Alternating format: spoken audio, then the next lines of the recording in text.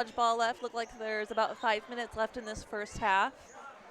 So knowing Canada, they're going to come back swinging. They are going to push that line. That's like their secret sauce, it seems to be. They're going to play really aggressively is what my guess is going to happen next, and we'll see how the U.S. responds. Yeah, so far the U.S. has absorbed the pressure from Canada quite well and has been able to find some good counter hits. I think the Americans are doing a good job of absorbing that pressure and then taking some of that energy and throwing it right back at Canada. They've been able to neutralize the O'Quinns, which possibly the two most dangerous corners on the Canadian team. And now we'll have to see whether either team feels the need to adjust. I feel like the Americans probably don't need to. They've taken 3 of the first 4 points. They've finally got a mojo going. That was something that I know that they were having a little bit of a hitch trying to find, like really gel and figure out how they connected as a team. Well, a lot of these players know each other really well, but maybe have not necessarily played together in the past.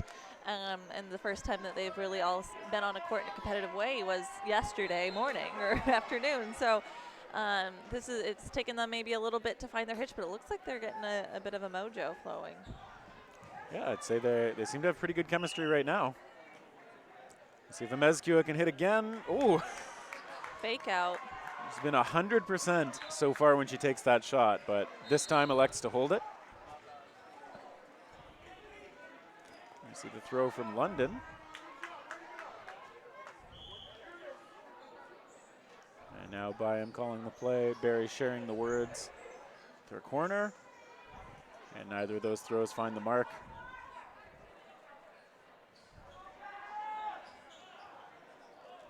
You see those Canadian corners back up and aggressive. Mora not able to protect Jessica O'Quinn there. But Canada with 4 balls. It's going to come back up to the line. We see the Americans super low in that crouching position. I think that ball may have connected. Yeah, looks like it did. The Americans, all of them going low like that, kind of forces Canada to make good throws and actually get them right on target at low targets. So absolutely. Oh, and I think Rowe, hit out as she landed from the jump. So well-timed throw there. Team Canada with possession. 4-on-4. To the line. Nothing doing. The counterattack going across court. But Rodia not able to find that shot onto O'Quinn. She's pushing the line, though. She's not letting Canada control that line. And I think that's really a big advantage for the United States right now. Ooh, those balls missing. Yeah, I agree. You see Rodia still up the farthest of her teammates. And I think she wants to, like you said, control the line as much as she can, too. Don't let Canada control that space. Gong getting very low there. Rodia clearing a ball and blasting Mora. Beautiful hit. And Rodia coming up big again. 3-on-3. Got a bit of an exchange there, keeping it really close. The throws toward Byam, get her, but 2 gone from the American side as well as Gong and London hit out. Rodia left in alone.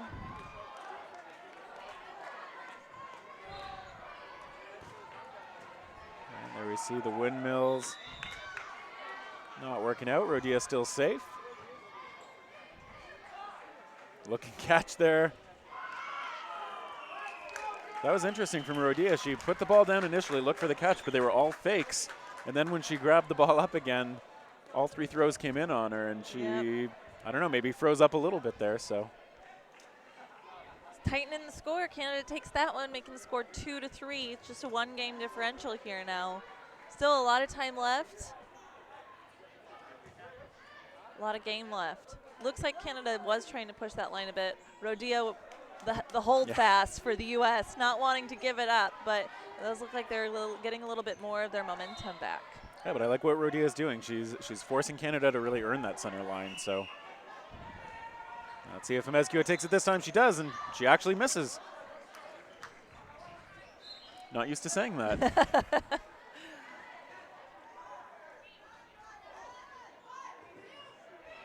Possession with the U.S. Rodia takes it, not quite connecting.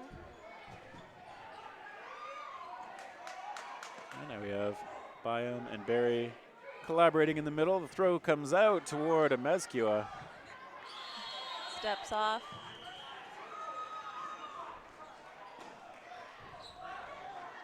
And now we see Canadian wings trying to hold that center line, and I think O'Quinn was fine, but those were a couple of close calls.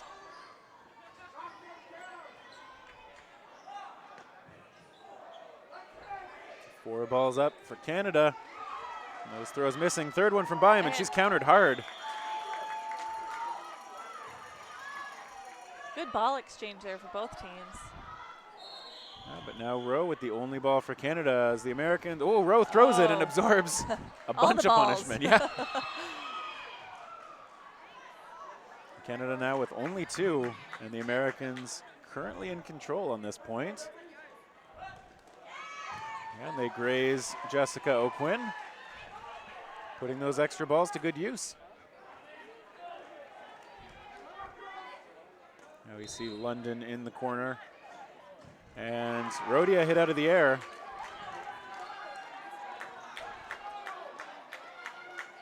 So Canada brings this back a little bit more, but the Americans still with a 4-ball and 4-player advantage. Looking for Barry, but missing.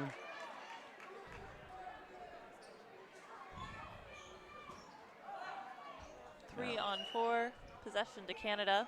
Renegade ball on the court. Enstrom chucks that back to the proper court.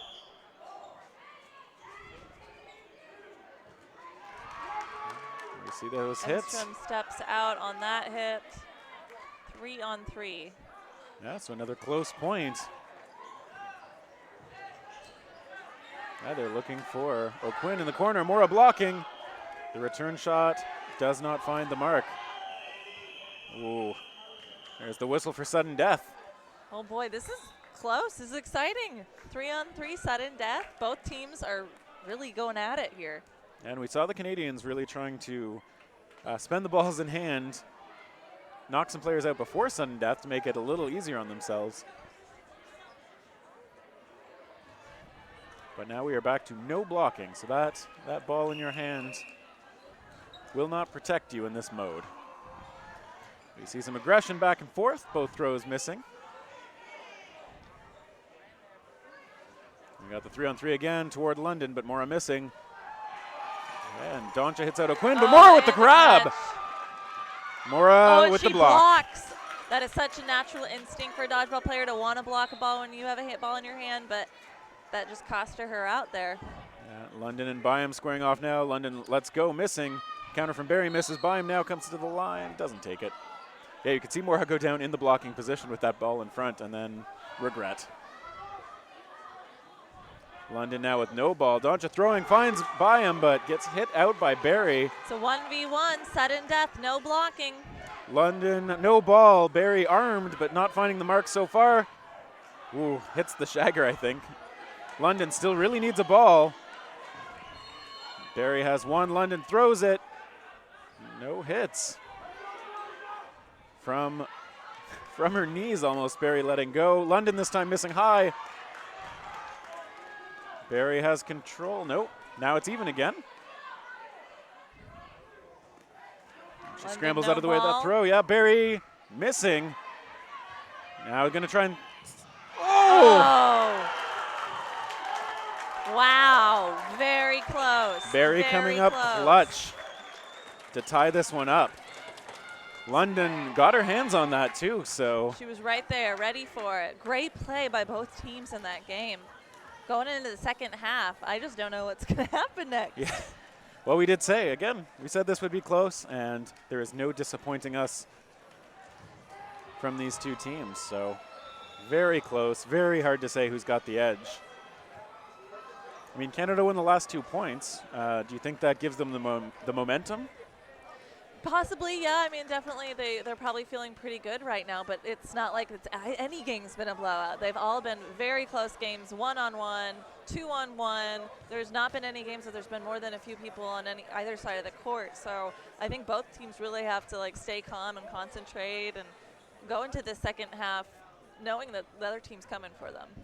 Yeah, I mean, you're glad you can close out those points when it's just a 1-on-1, but you also know how close it came to going the other way. So I mean, I'm sure Canada's glad they forced the tie at 3-3, but I'm sure if they had their way, they would be winning very decisively. Yes. But I don't think that's going to happen on too many points yeah. here. So we got another 20 minutes, and if it's as close as the first 20 minutes, this is going to be a nail biter all the way until the end. So if you're Team Canada, what are you thinking right now? What is your strategy going into the second half? Well, I feel like part of it, they've been targeting Amezcua when they get a chance. They've been trying to eliminate her because she's been so accurate with that throw. Rodia as well, when they get a good shot at her, I feel like Canada's looking to just take her out of the game. Otherwise, I think Canada's really got to watch for those counters because London, Rodia, like they've been hitting those counters when they see those opportunities. So you either have to do a better job of suppressing those counterattacks or getting out of the way when they come. Absolutely. And meanwhile, we'll see if the Americans mix it up too much. Looks like Ashley Cook in for U.S. Yeah, she's number 18. She's, ooh. And Amezcua out right off the, you're right off the jump. They want to get her out. They don't want to keep that arm in the play. Yeah, I think they recognize how much damage she's been doing, so. Yeah, now and they one out for Canada as well. Yeah. So Ashley Cook, no stranger to the Toronto players. She's come up with some of her Boosh teammates to quite a few tournaments in our area. Always a pleasure to play against her. So what do you think U.S.'s strategy should be going forward with this one? Well, if they can bait in those kinds of throws and avoid them that way, I think that's pretty helpful. Yeah, I think the Americans, if they can kind of bait some of those throws from Canada, use the Canadian aggression against them, and then use, like they had 5 balls there, they were able to put several onto Barry and eliminate her. Yep. I think that's working really well for them, so. Absolutely, team throwing. Yeah, so just get that ball advantage by trying to take advantage of the aggression that the Canadians are showing. See Richie holding the line and letting that ball come back into Byam's hands. U.S. looks ready for a catch here. Ooh. Yeah, there we see the my bad signal from Enstrom there.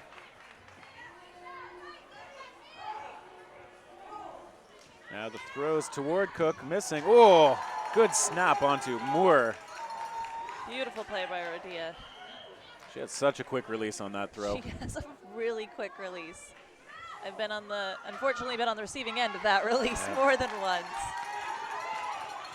You see Ashley Cook holding the line too. She has some of the most terrifying fakes, I think, of any player I've played against. I know, it hurts my arm watching him. Byam dodging.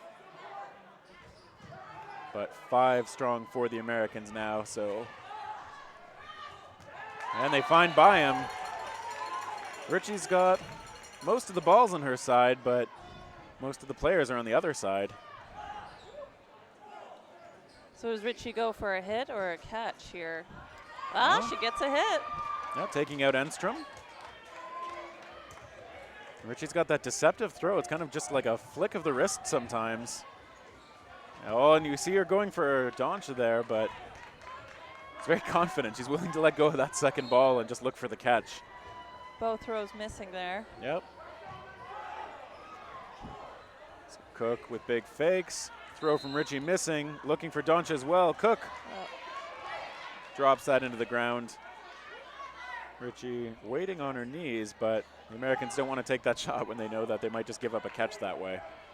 Richie throws from her knees, makes the grab. 3-on-2, very different game now. Yeah, bringing Mora back. And now we'll see what happens. The counter from Doncha onto Mora doesn't work. Rodia clears that Big ball. Jump. Putting in those box jumps in the gym. I don't know, I assume. She just levitates. Yeah. I'm pretty sure it's her superpower. Mora jumping as well, big fakes. Rodia is not going to let her take the line easily, though. Now Canada to the line. Throws to the opposite sides, no such luck. Rodia bounces one in front of Mora. Richie sends the second ball over to Mora, and now the Americans are going to come back up to the line. Mora going aggressive. Rodia baits her down to the ground, but decides not to take it. The U.S. is playing very cautious here. They do not want to throw another catch. Yeah, both Mora and Richie have shown catches. Ooh. Nice hit. I think that was 2 hits on Nomura, 1 to the knee and then 1 to the head. So now they've got to be careful not to let Richie get another catch. She is pulling them in. It's basically a void. All balls going into catching there. They got to be very careful. And they connect. Great finish there. Yeah, that time they made sure they did not want to let Richie, like you said, pull in another ball, but they connected with 2 good solid throws. And they go up 4-3 in the match. I would say very well played by the Americans there. 15 minutes left in the half. Still lots of time.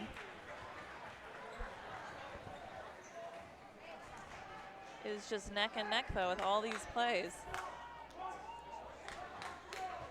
Some loud guy in the frame there, bottom right.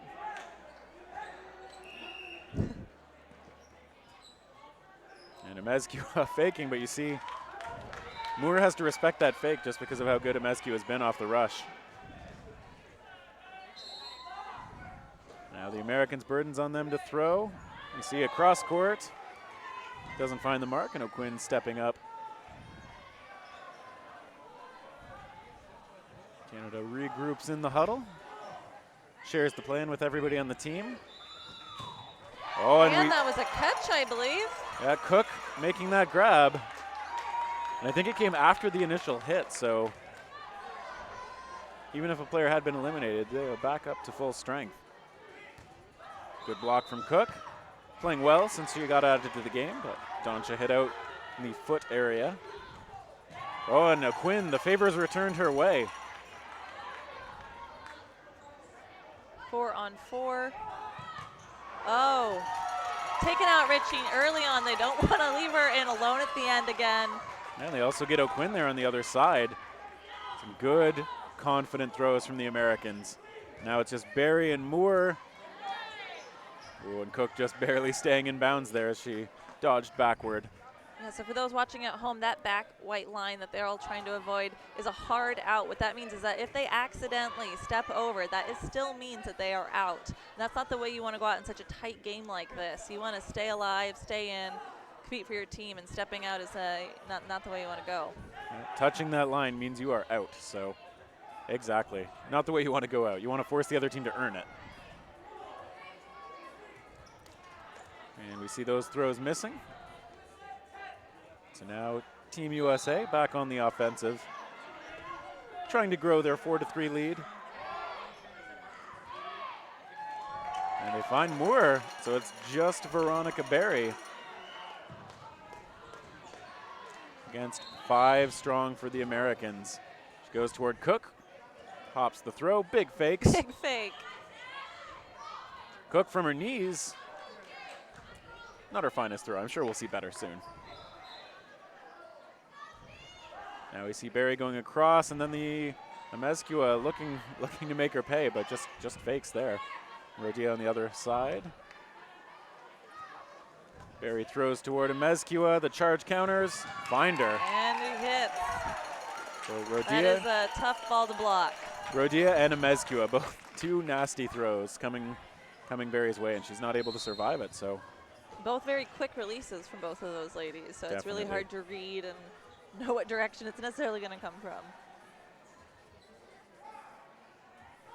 The U.S. taking the lead, pulling out a little bit of a spread here, 5-3, 13 minutes left. That's still lots of play. Yep. That last game was just over 2 minutes, so a lot can still happen.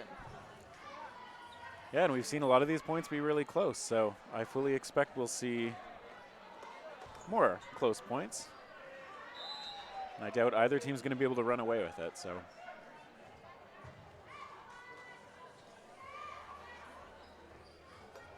I assume a timeout was called here because we definitely have a lot of extra time being spent in the huddle by both teams. I didn't see the timeout signal being made, but typically that's the only way you get so much time between points.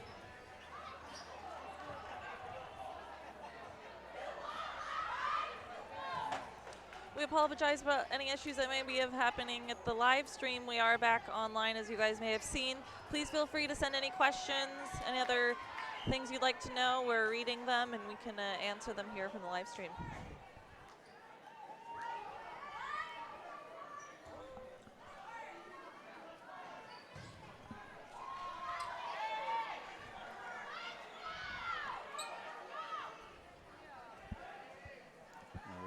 seeing the team set up again after a lengthy huddle. The Americans having just taken a 5-3 lead.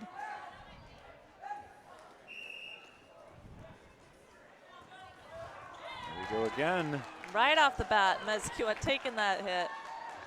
Yeah, she held off the last couple times. I didn't see her holding off another time. Yeah, still something like a 75-80% success rate for her on those. She has got quite a release.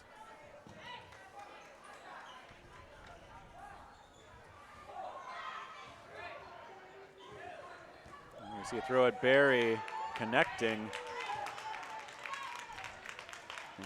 A little bit from her blind side, so well taken.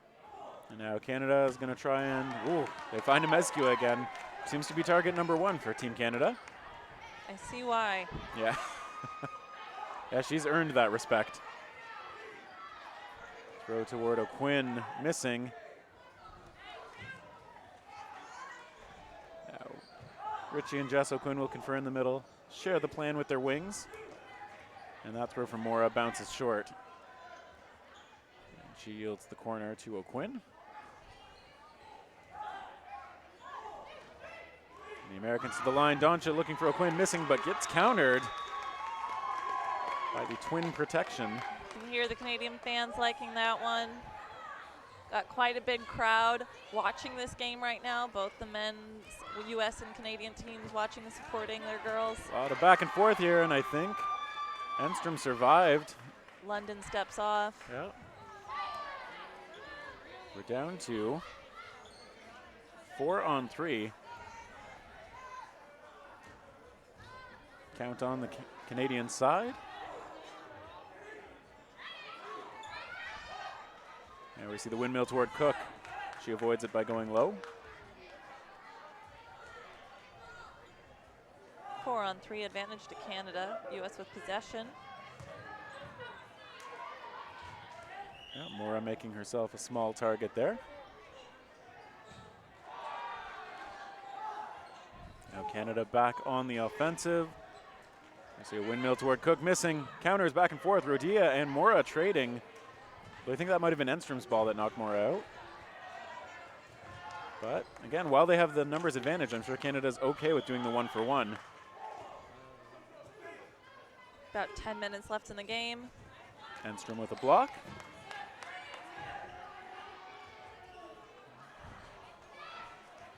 Count is still on Canada as they have the extra player. That shot missing high as Enstrom stays low. Now Quinn threatening the huddle. But America coming back to the line, finding the shot onto Jackie O'Quinn. Jess misses. Making it a 2-2. Ashley Cook and Edstrom still left in for the U.S. Right, they look for O'Quinn.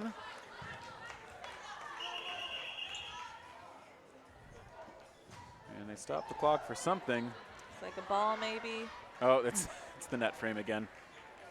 I think sometimes that ball just manages to hit it in a way that just kind of pulls the pipe out. Just in the right spot. Seems that way. It seems to be happening on that side a lot, unfortunately. So we'll have to see if there's a way it can be secured a little more tightly, perhaps.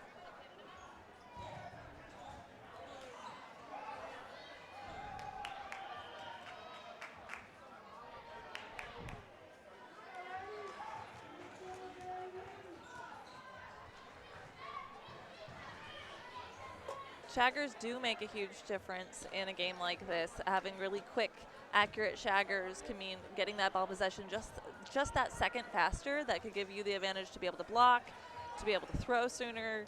Having really quick shaggers like both these teams have, I think, are giving them a little bit of an edge. Yeah, and you can see that they're wearing knee pads too, because sometimes you just, I mean, when you're lunging for the ball, you might end up dropping down and you still need to stay protected, just like when you're on the court. I do not know what this conversation is about, because it looks like we've got the coaches in from both teams. We've got Alex Svetlovsky, who I believe is the rules official for this event. He's in there. All the officials, all the captains. The officials. Guy with a camera, you know, just everybody. We're missing out, Terry. I know. Someone send a sideline report. Do we have those sideline reporters? We didn't get an invite to this party. Yeah. It's okay. We'll expect a written decision shortly. There must have been some very close call. And with a tight game like this, one big call could swing the momentum, give a point to, Canada that will go with it, closing the gap here. There's still almost 10 minutes left in the game, so a lot can still happen. Yeah, this point being 2-on-2 is important. I mean, if the Americans can win it, they go up 6-3, and then they can afford to play a little more slowly, a more controlled game, maybe weather the aggression from Canada. Whereas if Canada wins it and brings it to a 5-4, then I think you need both teams to just keep playing whatever game they feel like gives them the best chance at any individual point. So we see Gong and Richie mock trash talking at the center line. Nice little hug at the end.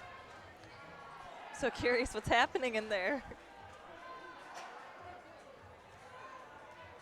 Yeah, whatever it is, it's a long conversation. Seems to be hard to resolve.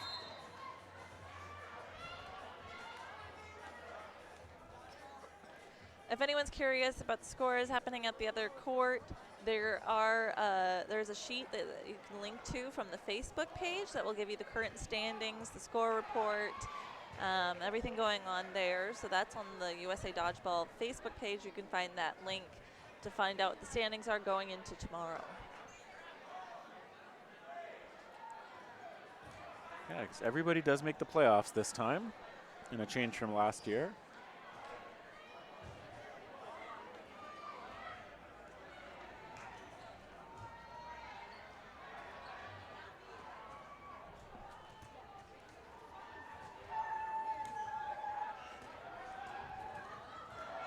We're sorry, you two commenters. We don't know what's going on either. We'll let you know as soon as we find out.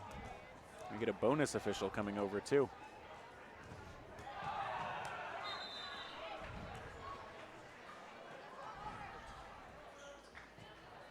Here's a question that we can maybe answer. It says, will Terry suit up for playoffs? No. Okay, quick answer. That was a quick answer. I'm not actually a very big fan of suits, and it's all because of the tie. I don't like wearing ties. I think they're a weird addition to any outfit, personally. No disrespect to our co-commentator, Bill. I think he looks sharp. It's just not my cup of tea.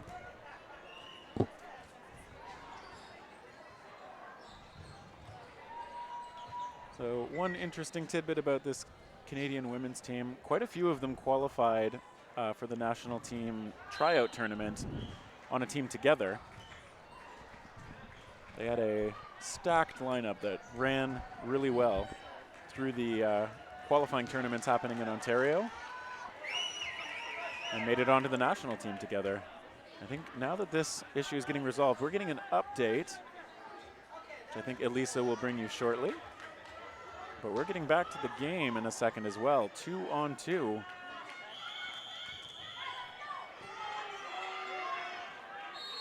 And there we see a throw toward Cook, missing high.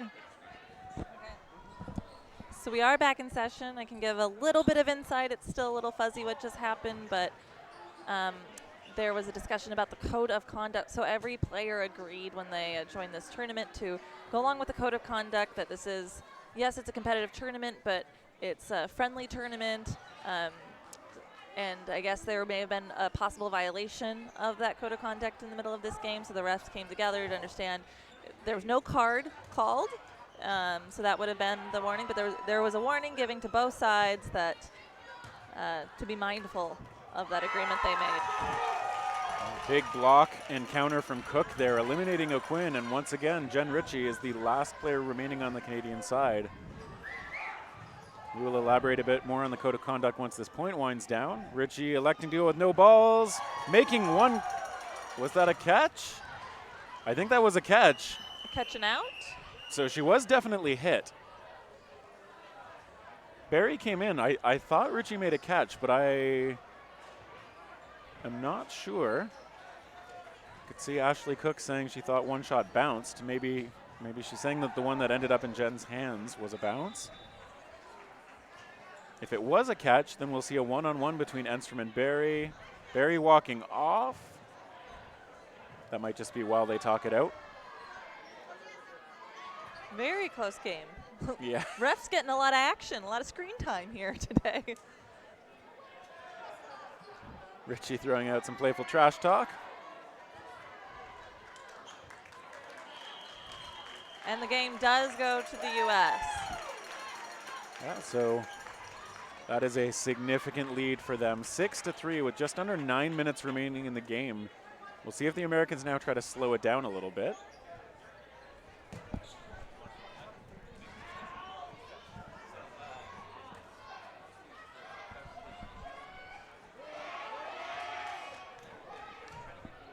Both teams getting lined up here again for the 10th game.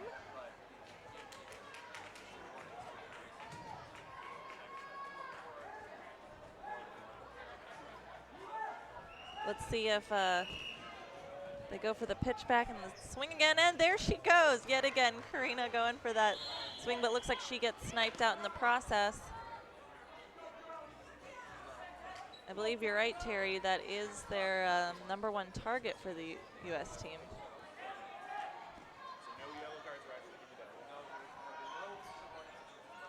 Team Canada with possession, making a team call here.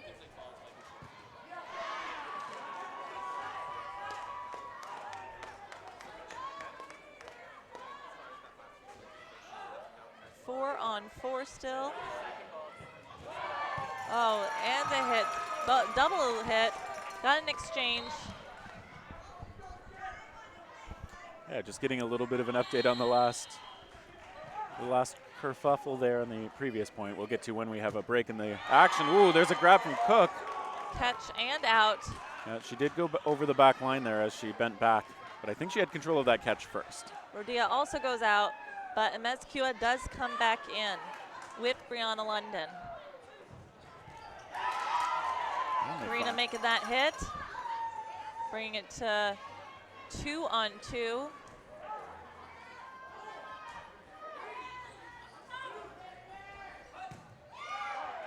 Good block from Amezcua there.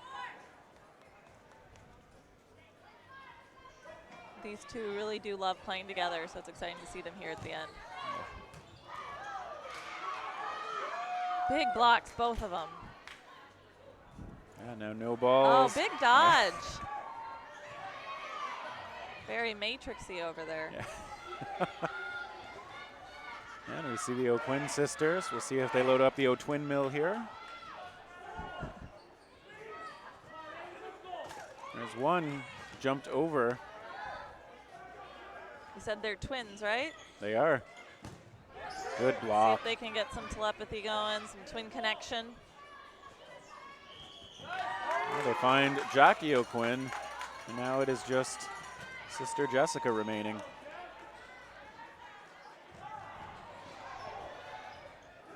Americans faking, baiting a throw. But Jessica O'Quinn still with 2 balls, plus a bonus red ball on the court.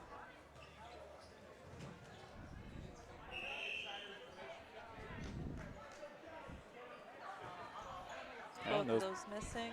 And there we see the windmill toward, missing, and now no balls in hand. Avoided the returns. No, she got grazed. It's another. U.S. closing that one out, making the score 7-3. Really taking the lead here. Yeah, they've showed great ability to actually close these close points. That's been the big difference here. It is. Both teams are playing really great games. It's just about who was able to push through right there in those final moments to get the W. And we'll quickly try to get in the official update on what happened with all the officials at center 2 points ago now. I've had the clarification that there were some unofficial warnings issued for things like ball shaggers stepping onto the court or coaches stepping onto the court. No yellow cards issued, which is the more severe official style of warning, but just kind of unsporting conduct, unofficial warnings issued. So those can ladder up to worse penalties later on if those issues persist.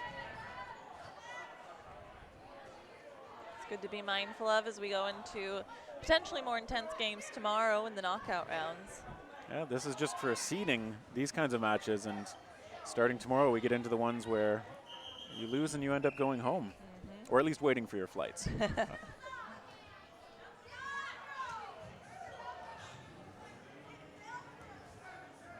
So now we have 5.5 minutes left. Canada's going to need to close some points pretty quickly if they want to have a shot at this match. Meanwhile, the Americans can just keep doing what they're doing. Oh, Amezcua not quite able to catch that one. It was a good low windmill from O'Quinn. He threatens to do it again.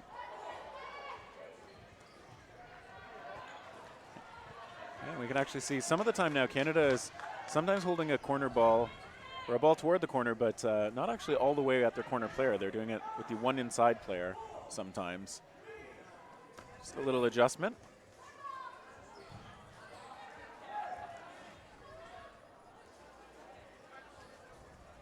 As we see Mora doing exactly that, where Byam is actually in the corner itself. Mora dodging. Byam hit high, though. Big hit by Brianna London. Yeah, that shot finding the mark, reading that Byam was maybe thinking jump.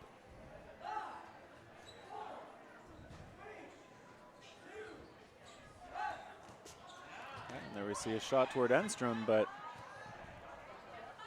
still in it.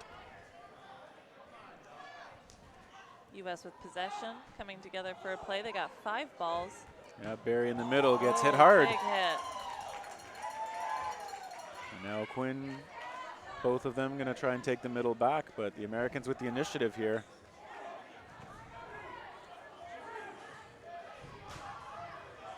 And that throw toward London finds her. Oh, Rodia hit out as well by Mora. Sure, Canada could use a little more of that. Mora, that. A little Mora. We see O'Quinn hit out on a good outside throw from Cook. Big fakes from Cook while Donja throws along with Enstrom. O'Quinn tries to retaliate. Pushing that line. She's pushing that line, not letting Canada play their usual MO. I think that's what's been the big difference here. For sure. It's helped knock Canada a little bit off their rhythm, I think. Cook with a good throw. Counter attempt onto O'Quinn missing. And O'Quinn was ready to try and find that catch. But Enstrom put it a little too high. And I'm not sure how Cook got knocked out there, but it's just 2 for the Americans. Enstrom gets tagged. It's just Azalea Donch. Azalea Donch, captain for the U.S. team. And no stranger to the world stage. She's been at this tournament several times now, representing the U.S. A very experienced and versatile player. And as we see, a good blocker. She plays on a team here in the U.S. called Pop That, with several other Team USA players. So she's experienced with these high-pressure situations. Ooh, that almost looked like a ricochet catch. Yeah, it went toward Richie, but out of reach, I suppose. And Mora hit out the good high shot from Donch. Donch going aggressive, missing O'Quinn. Donch, with only 2 minutes left, is well aware that she can go for the win, but she doesn't have to be quick about it because the pressure's on Canada to convert here. 1 minute, 52 seconds remaining on the clock.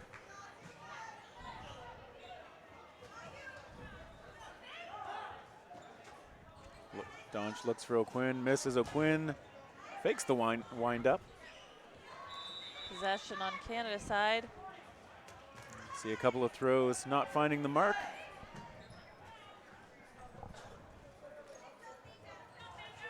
And with 1.5 minutes remaining, Doncha absorbs that pressure from O'Quinn. He switches sides with Richie. Doncha goes for O'Quinn and tags her. Finds her right in the gut. Yeah, O'Quinn went high, but so did the throw.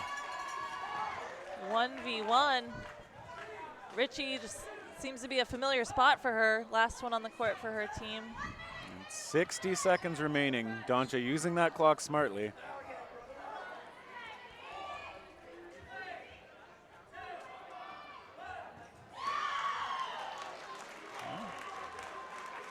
Looks like that may have hit Donch on that one, giving Canada the point. Yeah, to be honest, I'm not totally sure, but I think you're right. I think Richie just found her with that throw, timed at the same time as Donch let go. So Richie just coming up clutch there. 46 seconds left on the clock. This will likely be the one that would take us into sudden death, no blocking.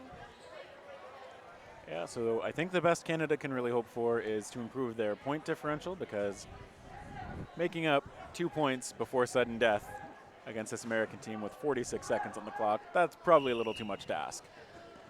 But you know, that doesn't necessarily mean anything towards Canada's rankings. I mean, it could, but I'll be interested to see what happens tomorrow, because Canada still beat Malaysia, still beat Australia, which were two teams that beat the United States. So it's a little bit of a flip-flop here, so it might come down to point differential for some of these teams on where they end up being ranked in the morning. Yeah, in terms of record, I think it's been actually, there have been at least 2 losses for each women's team, I believe. So yeah, point differential might end up being quite important. We did see Rodia hit out early. Canada still with 5. They send a couple of throws in a couple directions. And now we're in sudden death.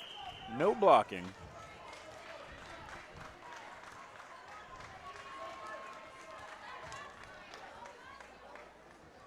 I have them here. Remind me tomorrow and I can bring it. So we will see which team can do better in the no blocking stage. Feel like there are so many arms on both teams. Cook throwing immediately.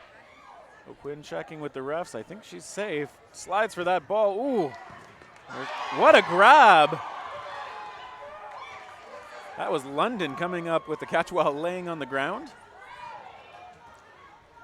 Making it 3 versus 4 here. Ooh, big hit by Donch. Yeah, Donch calmly taking that shot as O'Quinn was on the ground. And now Rowe and Richie and Jessica O'Quinn. Rowe going cross court.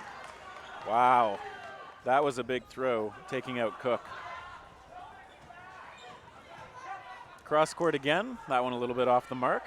Donch and Amezcua left in for the United States. And Mezcula coming to the line.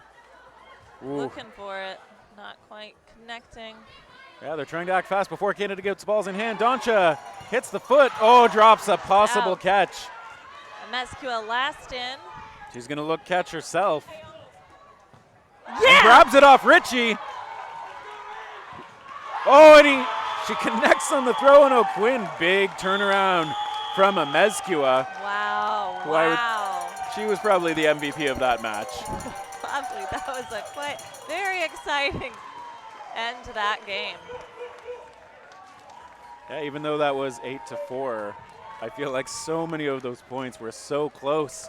Just again, the Americans, I feel like under pressure, they came up clutch time and time again. They really wanted that win.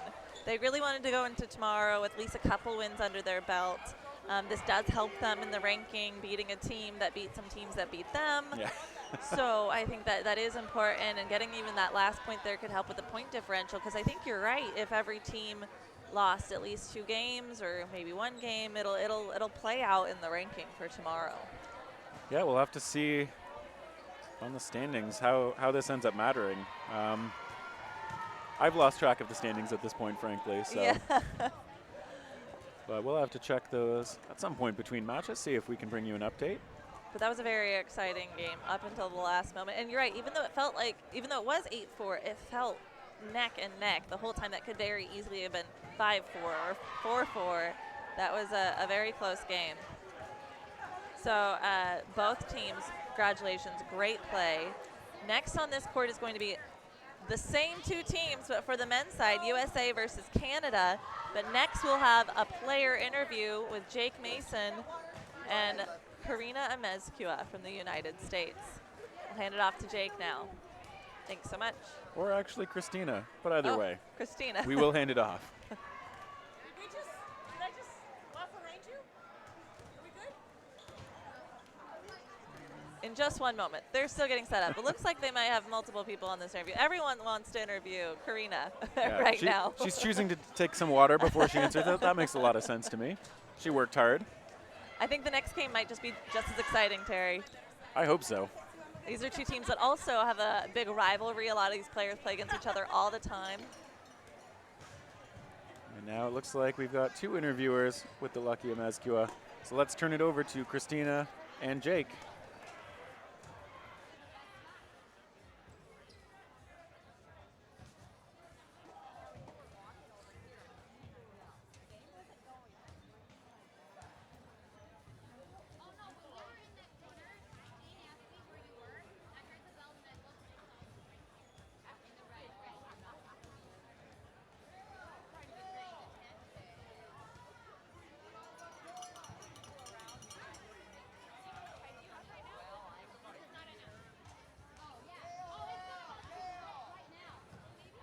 At the end there, Yeah.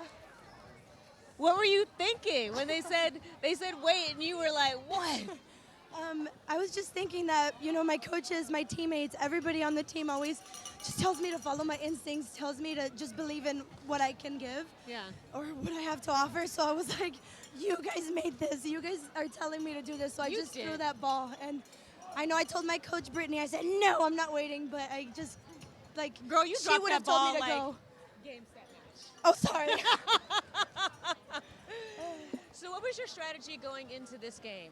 It was just like, I feel like we always say, like, together. Our entire team is just together. We say that we need to protect each other. We say we need to avenge each other. If somebody gets hit, you're throwing right at them. You know, you're taking care of your team, and that was our strategy. Our strategy was just taking care of the people around us and loving each other, and that was the biggest thing. And you off the rush with that ball. Oh my God. Every single time. And then they backed me up. They made me not be able to do it a couple of times. I got a face shot at the end, and I was like, it's cool, I didn't want to play. And then Bree made that beautiful catch and brought me in. Yes. So I'm just very, very proud of my team. It's amazing. You guys did an amazing job. Jake, do you have anything? So, Hi. I mean, I know earlier in the day it was you guys in Malaysia, and that was a little bit rough for the team and team morale. And then, you know, the Mexico game got you guys up, but you guys seem pumped for this. I mean, look at you right now. Look at this. I'm very happy. I think that the Malaysia game also pumped us up because we were down, and then we were like, we need to turn this around. We need to do something better. There's something we need to do. And what we started doing was raising each other, like telling each other that we were good, we were going to be fine, and everything was going to be good. So I think the Malaysia game pumped us up. The Mexico game pushed us, and then this one was just like epic. So I this is your think. last game around robin. Yes, we're done today. Ooh, so we got to find out where you land. Who are you hoping to go up against first? I don't know. I'm just like happy to be here and happy to like face anybody. I keep saying, Okay, are we let's see. cheering? Oh no. Cheers in the I'm mic. gonna hand it to Sorry. Chrissy, let her talk while I grab a special Yes. guest while you guys can talk. So this is your first experience at Worlds. How do you feel?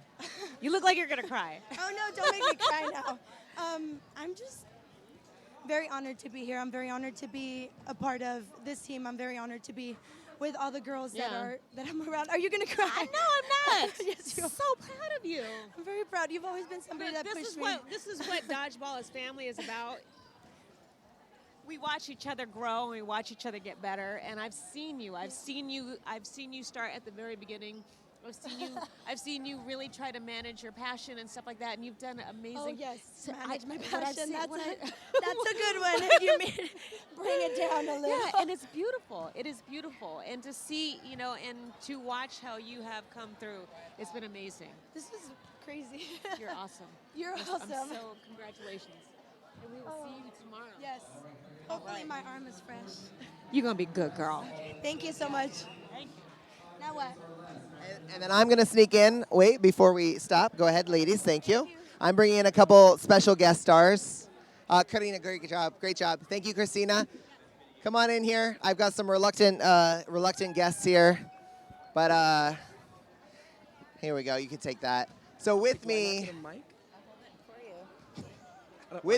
is, he didn't even want to be on the camera. Now he's making demands. With me is Captain? Captain Jen Ritchie of the Women's Canadian team, just coming off an amazingly intense game. That was intense. That was intense. And our #1 worldwide ref, Kale Harrell, The best in the world. Debatable.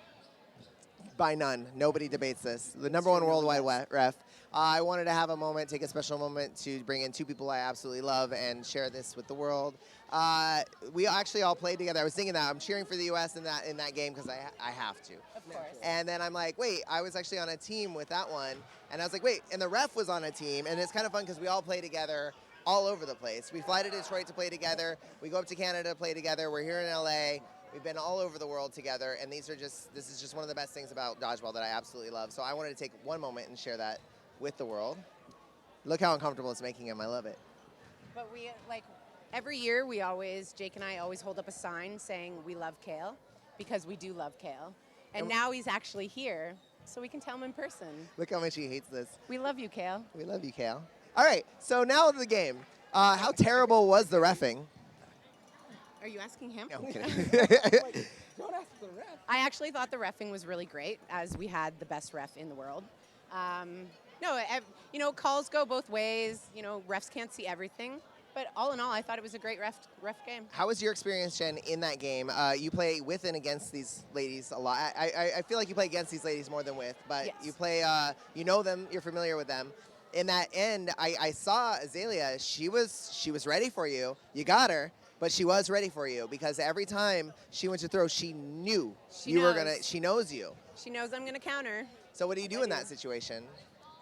Well, like, for example, in that one, I tried to mix it up. Like, normally I don't throw from my knees. So I thought she might not expect me to throw from my knees. And it just happened to clip her on the foot. She was Lucky ready, but not ready enough. So that was pretty awesome. Yeah. Okay, Mister, how in your experience you've been here working effortlessly, or not effortlessly, Yeah, tirelessly, definitely a lot of tirelessly. effort. Yeah, lots of effort, tirelessly for a few days. You volunteer so much of your time and energy and effort into the sport. But as far as the world stage versus UDC versus reffing WeHo dodgeball, like, what is this like compared to the others? I mean, it's there. It feels like there's a lot more riding on it. It feels the weight of it is a little bit heavier, but at the same time, the athletes are held to a much higher standard than your general rec league. Not to say that there are That they're naturally monsters, that they're all dishonest monsters. people in WeHo dodgeball, but when you're representing your country, there's a lot more on the line than just bragging rights. It's also, you'll be known worldwide as the cheater. Like, you don't want to be that guy or that girl. Preach. So there's a lot more honesty. But there's still some close calls that players can't see, that refs have better angles on, that still get argued. So some things are still the same. So reffing your friends, your teammates, your family members, how does that affect your social life? Only when I'm scouting for Team USA. Everyone's really nice to me then. Everyone's great for you then. Yeah. Until the team's announced. Then they just don't talk to me anymore. I just got these two. Always and forever. I don't know Always why. and forever, she said, in case you couldn't pick that up. Because unfortunately, we don't have 3 mics. But I just, again, wanted to take a moment to give you guys the ref's perspective and bring in 2 of my favorite people. Thank you for an amazing game. Thank you for an amazing tournament. And we have to go back because we went over. Yeah, and Terry, I got a ref. and you got to go work. Bye, guys.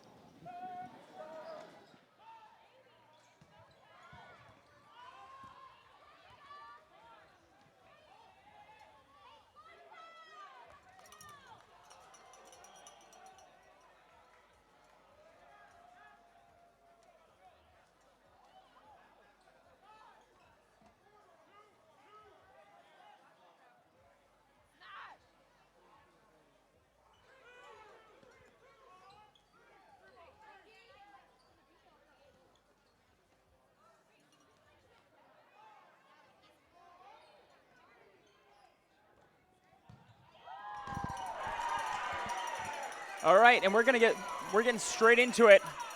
This is the Canada versus USA round robin match. Yeah, I'd say rematch, but it was the women's team that just finished up a good close one, and now we've got the men's side. I'm welcoming Bill back to the desk with me. Oh, I feel good to be back. I've missed this chair. So comfortable. Yeah. So I've been watching a lot of USA games. So for those at home that are watching, the USA is like a team of big arms, and You know, you may think like, you know, that's how they're getting there. You know, they're just a bunch of big arms. But I got to sit and talk with them a lot, and all they are talking about is strategy. And the stuff they are talking about is absolutely like super in-depth. They are a super smart team out there. Yeah, and they've been able to protect themselves pretty well. They've been able to stay alive long enough to use those big arms pretty often. But all right, last in for the U.S. is Isidro and Andrew Catcham, but Isidro goes out. We have Ceruto. We have Tom Singh. Ranican frustrated at his team. Tom Singh alone. Ceruto, the only Canadian left now, as Andrew was able to catch him off guard. Blocks. Ooh, just in time by that Shagger, getting Andrew Catcham that ball. And Ceruto goes aggressive. Catch him with that big arm, but he's missing a couple times. Ceruto trying to catch him off guard. Big Catch catch him! by Catcham, earning that namesake. That was a big turnaround from him. He caught Ranican off guard. I don't know what Cam Ranican was talking to his teammates about, but he was not watching Andrew Catcham, and that turned out to be a mistake. And then Tom Singh hit out and catching Ceruto. So good. That's a very Catcham move right there. Throwing every single ball and somehow coming out with a victory. I don't get how he does it. He was, I think, the MVP at Elite Nationals. So, yeah, he's earning that. Yeah, starts off strong for the U.S. side, earning the first point. And we see Canada off Big the dodge by Vince. We saw Moody Youssef clear the ball by going over it from that low position. Hashimoto is what the crowd is chanting there. He is a player that called up from the reserve, number 3, that left corner for the USA. He's been doing an amazing job today, really like doing work at that corner. I believe he's only 17 as well. That's my understanding. 17 years old from Texas. Eustis there, very aggressive with the last ball from Canada. Once again, for those just joining us, this is the 2018 World Dodgeball Championships. We're here live from Los Angeles, California. Day 2 of 4. Last day of round robin. 2 final matches for the U.S. I think Canada's got one more as well. Nice dodging by Cody. And McGee hopping over a throw from Snow that didn't come. U.S. almost had 2 scary incidents with Mike McGee hitting his head on the floor on a dodge, and Andrew Catcham getting hit in the hamstring and had it cramp up on him. So U.S. was looking at 2 big arms almost go out before this game. Big shot by the reserve player. Yeah, Hashimoto converting on Eustis there. Showing why he got that spot. Cross court try from Ceruto, and he gets hit. Shot by Hashimoto again, counter. Mike McGee living. Foley with a big fake as Youssef slides back. And those shots towards Snow missing. Youssef with a quick counter attempt. Ooh, Snow finding Hashimoto there. Beautiful shot by Snow. Jeff Snow with a quick release and a lot of experience. Youssef, a new addition to Team Canada after being on the alternate team last year. Playing out of Ottawa, Ontario. Ooh, Catcham tries for the, not Catcham, sorry, Payan tries for the catch, but comes up a little bit short, just out of reach. Snow did a good job of putting it right out of range. And as Snow's ball curved in on Payan, made him think maybe that he could make a play, but not quite. There's a return onto Johnson, missing That is Foley hit out. Ooh, McGee looking for a catch, but just out of his reach, and he didn't reach far enough to get tagged out. Last in is Mike McGee and Derek Johnson. Derek Johnson. Sorry, I had to catch my breath there for a second. They go to Snow and knock him out. Now it's just Moody Youssef. Moody is such a fun player to talk to. I got some chances to talk to him early in the day. Not earlier today, but earlier yesterday. And, you know, he saying he was very level-headed. You know, this is his first time playing on the A team. And, you know, being able to, he wasn't feeling nervous. He was just feeling excited. He was really able to keep his emotions in check. So look for him to, you know, just survive here. But U.S. gets a nice shot, makes him move, and takes the shot. Yeah, they managed to find Youssef as he jumps. And the Americans connecting on a couple of big throws, which is good. After that point, threatened to slip away from them. after a couple of quick hits from the Canadian side. And they take a 2-0 lead for themselves. USA going 2-0 against the defending silver medalists.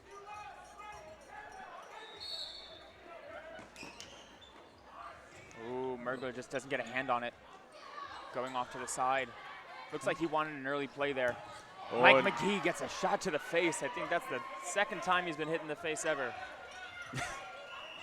First time was by Ruan Chappelle at Elite round 3. Yeah, Yusuf maybe avenging the last point a bit with a good quick shot. And now we see the Americans come up. That's a big throw from Hashimoto. Just off target, but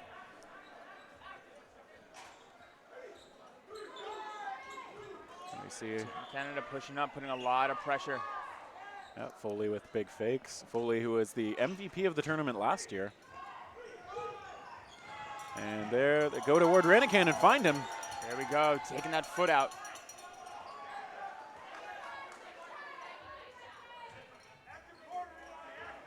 Foley showing some pressure. Hashimoto on the other side. Mergler with a big throw into Marchbanks.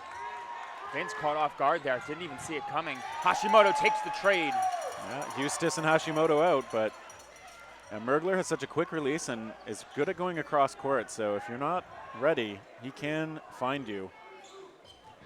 And they get Johnson, leaving just Cody Foley. Okay, let's see what Cody Foley can do here. Canada looking strong in this one. Looks like they've adjusted quite a bit. And they're connecting on a few more shots than they did in the first couple points, so they've got the player edge now. Foley going aggressive and missing, and Snow tags him out. Good work by the side of Canada there. They're looking good in this third match. Third point. Yeah. Game, point, set, whatever you want. We're going to call it a point or a set, yeah. Normal terminology in the WDBF is that the match is the whole 40-minute long affair, and a point or a set is the thing that adds up to the whole match, I guess. So we've had 3 points or 3 sets finished so far. USA up 2-1, but Canada getting that last point. Looks like we got 12 minutes left in the first half. Big out. I think that was on Mike McGee. No, that was on, no, that was on Hashimoto. Hashimoto playing that right corner, shifting over from that left corner earlier. Yeah, we see Nate Kreider taking over in the left corner now. His first point of the match against Team Canada. And Isidro Perez holding down the middle, number 21. That shot toward Ketchum, missing. He gets low. I think he got a blocking ball on it. I think you are correct. And we see Tom Singh And the catch. gets hit, but Ranican, finds that out of the air. That's one way to take out Payan. Yeah. Good counter under Mergler and a hit, and then a return shot onto Perez, I believe. Takes him out. Good work by Nate Kreider there on the corner. That's what he's known for, is just hitting his shots. Ketchum trying to see if Canada's paying attention with that throw out of the corner, but Canada comes up. Snow looking for Ketchum. Ketchum winds up. When you're Andrew Ketchum, everyone's paying attention to you. He's got that big arm. And that time it's Kreider who lets go. Pushing up by Wu, taking that pressure, forcing the USA back to the line. Ketchum throws, finds Snow. And Ketchum not afraid to let go of that ball. No, he's not. If you're in kill distance, Ketchum will come after you. This time he hangs on to it. Johnson slides to the side, gets away. Ranican with the catch. Ooh. Ketchum was hit, but Ranican made the catch before that ball would have possibly gone dead. So Ranican's got a legend of his catching. Going back to the last USA game.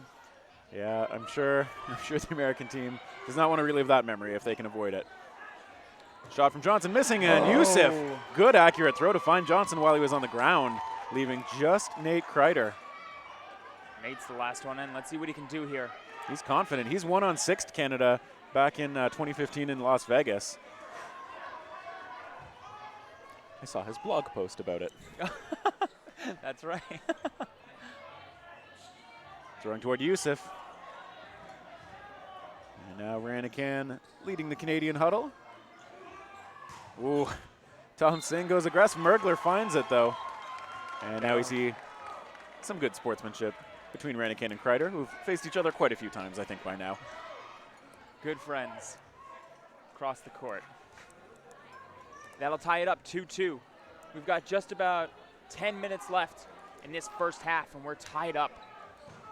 USA took the first two, followed by a response by Canada going up to a 2-2. Yeah. Both teams putting a couple points together and then giving up a couple points to the other team. So let's see who can break this open. We see some big fakes at the line, Foley avoiding the ball. Oh no, He's saying thumbs up, you got me. Good sportsmanship. Again, Foley, one of those Bush members who often comes up to Toronto for tournaments, so he's well acquainted with these people he's playing against. We see a throw from Perez toward Mergler, misses high. These U.S. players have been playing every position. I've seen Cody at corner, I've seen him at mid. You saw Hashimoto changing sides. Kreider finds Yusuf with a good shot there. Yeah, Kreider's one of the very few that I've seen basically always in the corner, but otherwise, like you were saying, when I've been able to watch them, they've been mixing up the positions quite a bit. Nate will play that inside right. No, Nate will play that left corner, and Vince will play that inside right. Big throw into Tom Singh. That was Isidro. Member from last year, one of the few players on the USA team this year that were on there last year. And there we see Kreider hit out by Mergler. Mergler repeating what he did from this last game. Now the Americans to the line. Wu could not find that ball, and Snow gets hit out as well. It's a good exchange for the Americans. Americans committed a lot to that one. I think they committed 4 balls. They started out with 5, and they're down to their last one. Mike McGee pushing up. You'll see this a lot from him when he plays corner. He plays a good 10 feet up, putting a lot of pressure on the offense, really making them focus on him. Yeah, and he sells those fakes real hard. Ranican looking for Marchbanks, misses. McGee tries to find Ranican on the exchange. Ooh. McGee had to, that was a reverse pitching throw almost, or something like that. He, if you put it backwards, it looks like he pitched a fastball. Oh, big shot from Ranican. McGee almost can't believe it. McGee took his eyes off the corner in front of him. Mergler going low, catching, big grab. And Mergler hit out as well. And the U.S. comes back up 3-2. You see that big square in the center of your screen? That's Mark Acom holding up a sign, and I don't know what it says at the moment. Yeah, you can imagine whatever you want to be on that sign. Maybe you'll be right. We'll try and tell you. What is on? You know what? Yeah, it's a mystery. Whatever you want to be on that sign is on that sign. I mean, I can tell you. I did see it just a second ago. Okay. You can tell us. Okay, it says nowhere to hide.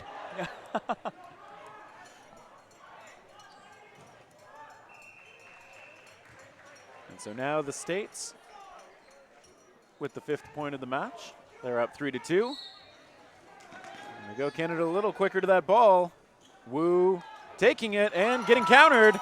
2 big outs there by Team USA. Yeah, Ceruto hit out as well. Now we see Ketchum and Kreider taking the line. Ketchum throwing and missing. Ketchum's taking a lot of these deep shots from about 40 to 50 feet out. His kill distance is crazy, and he's got the confidence to just unload if he thinks he's got it. Kreider missing on his shot and gets countered pretty effectively there by, I believe that was Yusuf. Looks like they got Ketchum as well on that play. Yeah, so now evening up the numbers. Big throw from McGee. He's countered. Hit out, I believe. And Snow as well knocked out. Marchbanks holding the line. Takes a shot toward Eustace. Misses. Yusuf. Oh, and a grab by Marchbanks. Marchbanks. Lets out a Wu. Marchbanks catching that ball from Ranican while he was on the ground. Throw to Foley, misses. Yusuf hit out. And now it's just Eustace. Ketchum looking for him. Looking a little too high on that one. This USA team will throw high. I don't see a lot of teams doing it, but they will.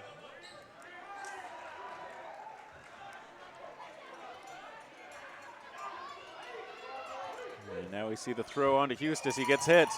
Perez making sure. I think he was committed to that windup before he knew that the first throw had connected. So It's crazy. They don't even have to get to the front line. I don't understand how they do it. good throwing mechanics.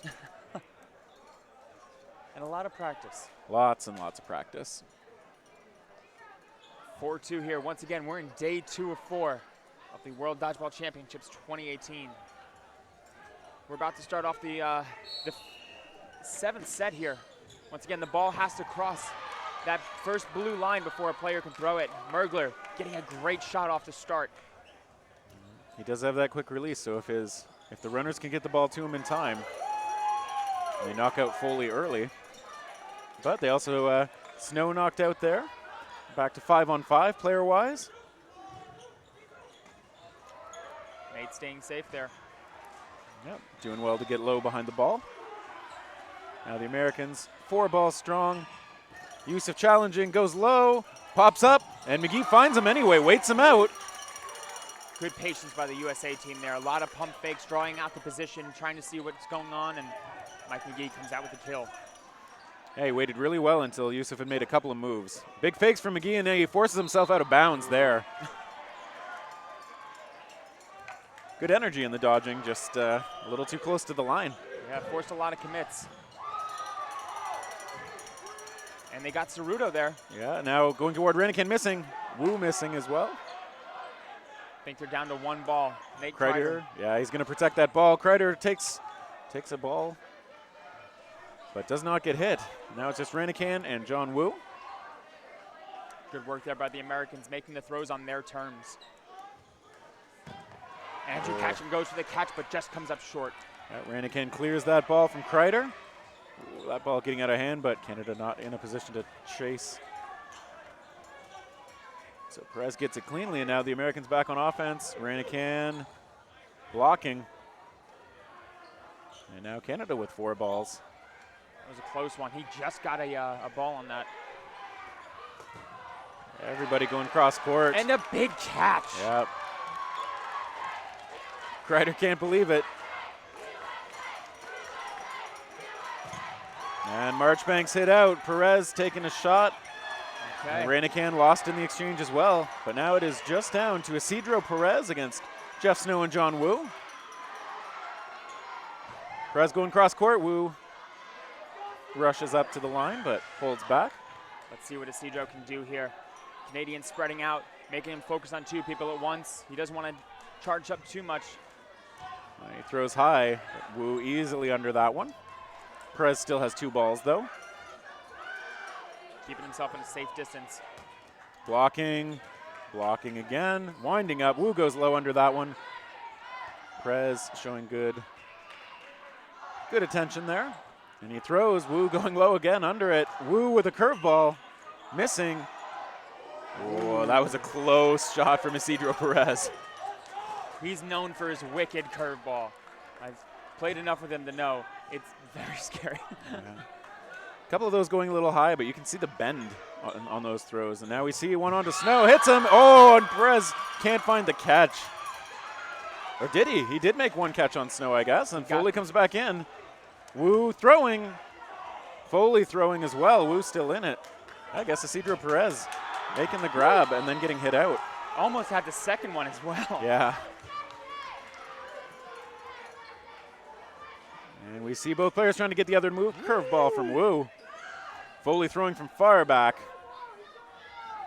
That was a beautiful curveball by Wu. That was super impressive. And timeout called. Team Canada. I think that was Coach Vic Gravilli wanting to settle things down a little bit for his team. We got, I think that's 3 minutes left in the first half.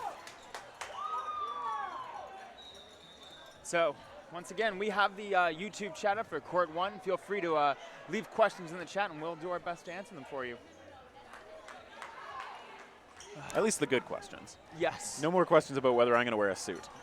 I'm sorry. That's true. You weren't on the desk for that one, but I think your dress code is putting me to shame a little bit, but I'm embracing it. So I'm sorry. I just heard dress nice, and I went, okay, I'll go as nice as I possibly can, and overthought it. That's my bad. think it's good. Brings a little class to the commenters table when they show us. But you've got the golden voice. You've been doing excellent, so I can't complain. I like to think we're all doing pretty well this time. Oh, Wu tries to get Foley in the air, but doesn't find that throw. Foley returns, bounces it short. Wu fakes once, throws. Good block by Foley. Foley throwing a nice curveball. Wu from his knees, bounces it short. Pretty energetic from both players. Oh, yeah, they're using a lot of energy here. They both want that win. It's important for USA. Oh. Wu double taps him. And the respect for both players. Yeah, there was an alert play from Foley as he looked for that pop-up to see if he could make a catch on it, but Wu recognized what was happening immediately and made absolutely sure with the kill-confirming shot. Beautiful play. Canada trails by 1 now. That was big. If the U.S. went up there 5-2, that's a lot to work back from in the second half. Looks like we got about 2 minutes and 30 seconds left in this half. And off the rush, looking for Johnson, but Mergler misses that time. Johnson selling out on the floor. Oh, there's a throw from Ketchum that misses Mergler. Another shot by Ketchum between those two blue lines. Oh, and there's a grab from Ketchum. He stays in bounds as well. These players on both sides, they are, tightrope walkers. That's the word. Ketchum. I wonder if the call was just him throwing by himself, because he did. Catch him throwing by himself? Never. Here we see one from Kreider that gets blocked. Wu going for Hashimoto, who gets himself low into that blocking position. See him just kind of fold up behind the ball, extend his arms out in front of him, and block it cleanly. A lot of good pump fakes by the U.S. team, forcing a lot of reactions and taking a good shot, but coming up short, just off target there. A little high by Isidro Perez. Yeah, he's shown some great hands so far. Oh, and there's a shot onto Johnson. Derek Johnson, known for his catching prowess. He a lot was. of highlights by him. Yeah, we see John Wu tagged out by Ketchum there. Kreider going low to avoid the shot from Youssef. That ball gently bouncing back toward Canada, but that's going to be hard to retrieve. Ketchum lets the ball go, though, which relieves enough pressure for Ranikan to scooch up and grab that ball. Looked like there was a long counter after Ketchum's throw. Ended up going just past Ketchum and hitting Payan. So they still got the out on it. Yeah, but they do find Hashimoto on the opposite side.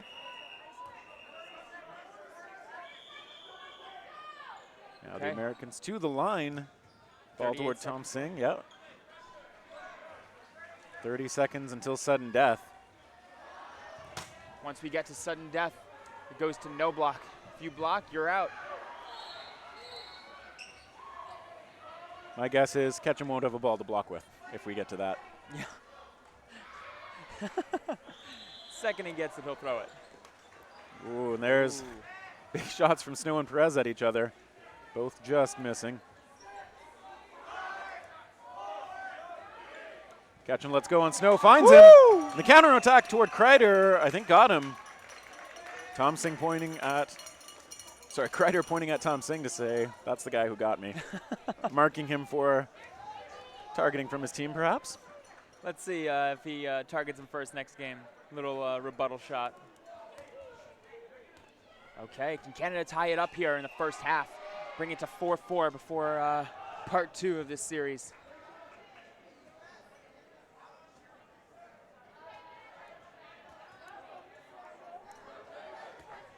And so we are into no blocking. And here we go. Ketchum throwing from the back. Finds Tom Singh with that one. Ranikan now by himself. Ketchum drops it. Oh, big throw from Perez toward Ranikan. Ranikan dodging. And Isidro caught reaching. Canada will go into the half tied up. Yeah, Cam with the presence of mind to put that just a little bit outside and not give up the catch. Beautiful play by Canada there. Yeah, we got ourselves a match. 4-4 at halftime. We were hoping for a close one, and here we are again. Whew. What a play. Yeah, I don't know. Do you think either team needs to adjust anything here? I think the U.S. team could take the line a little bit more. They're throwing a lot from the backfield, but they're still connecting. I think what they're doing is they know they've got the longer kill distance with those big arms, and maybe they're just trying to stay in safe territory when they're making their offensive grabs. But Canada's got such catching prowess that I don't know if that's really going to work. So, I mean, we saw it with Renigan making the catch him from 60 feet. Like, Yep. Yeah, we it know happens. some of those veteran players, they're going to be looking for those catches. They obviously know the Americans are willing to throw from really far back, and when that happens, Cam Renican with those drywall hands, as we say back in Toronto, he's got some grip strength, and yeah, he's also got some good awareness there. Both throws for him, he got both Ketchum and Isidro Perez to just reach a little bit. I mean, both teams are willing to look for those catches, but if it's too far outside your body, you generally don't actually want to extend the arms too far to get it, because you're asking a lot to catch these elite throws when they're just out here and you just got to get those hands clamped down on it. So I know I always do. It's like a baseball reflex. I always try to get a glove on it, but I don't got gloves. yeah, not allowed to wear gloves in the WDBF. That's a little rules point if anybody was curious why literally nobody is doing it. There are a couple players, but those are always braces and stuff to keep your hands protected. People generally that have injuries, so they're not allowed to have grips on them. True. If you need that for like structural support due to an injury or something like that, there are exemptions allowed for that. But yes, as you said, not allowed to have anything sticky on the hands. Oh, and that's a shot, I think, deflected off McGee's blocking ball into Marchbanks. Ooh. Always unfortunate. But you can't really react on those pinball shots. A big throw into Ranican from McGee. Mike McGee has such a giant arm. Once again, both Nate Kreider and Mike McGee playing really far up that court, putting a lot of pressure on the Canadian team on offense. Yeah, now the Americans with 4 balls. They're going to come up to the line to use those arms. And Tom Singh doing the almost splits there to avoid that ball.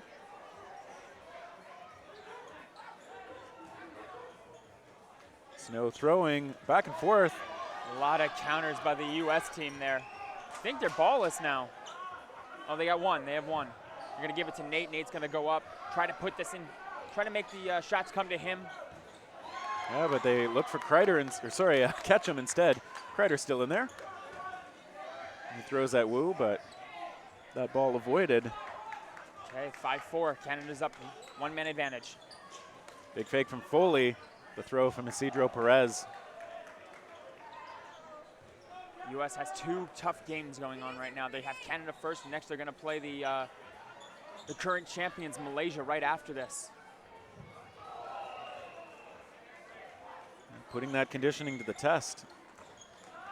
You see John Wu jumping that ball. Snow putting the pressure on himself. Mergler. Big catch by Mike McGee. Eyes open that time. I think he may have just seen it at the last moment, but he hung on. Woo.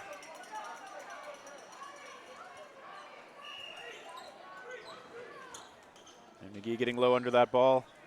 Marchbanks throwing, and I think he just avoided that shot from Youssef. Okay, 4 balls for the American team. And Nate Kreider connects. Yeah, that's by Cody Foley, brings the blocking ball up, and Nate comes in after that. Yeah, Nate doing a great job with that following shot. Yeah, Snow's throw. Perez looking for the catch, but couldn't squeeze that one. And we're down to 4-on-3. High shot towards Snow. High shot returned onto McGee.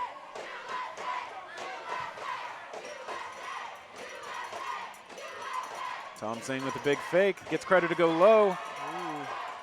Kreider. They're calling him out. Nader connects. Yeah, Kreider convinced that he had the hit there. And the refs agree. Now we see the lateral movement from Wu. Snow lets one go. And he's backing up the Americans as well. And now they have 4 balls, 1 for each player. And they come back up to the line. Going towards Snow, who avoids it. A little jump. Good work there. Really putting a lot of pressure there on Snow. Yeah, not opening themselves up to a counterattack. Everybody knows that ball should probably stay on the Canadian side, so.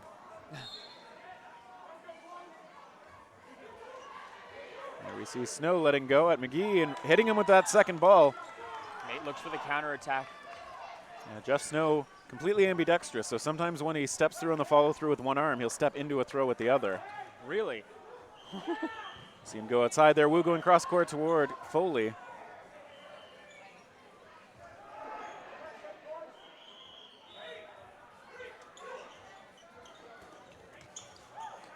Stepping up. Yeah, Vince Marchbanks. Marchbanks get a blocking ball on it. Yeah, good athleticism and reaction time from Marchbanks. He jumps up, gets his blocking ball a little bit low, stays alive. Snow attacking, both throws coming. Foley toward him. Nothing doing there. 3-2 advantage of player count by the U.S. They can look for a one-on-one trade here and come out ahead. 4 balls. Wu stepping up, and I think he got hit. Snow alone now. Snow Alone is my favorite movie growing up.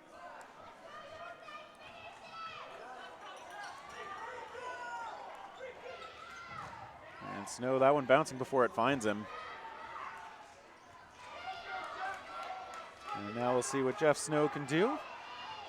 The Americans are back. Snow throwing. That one bouncing a little short. 3 balls in hands for the Americans now. Snow trying to control the line as much as he can. The Americans driving him back. Throw from Marchbanks goes high.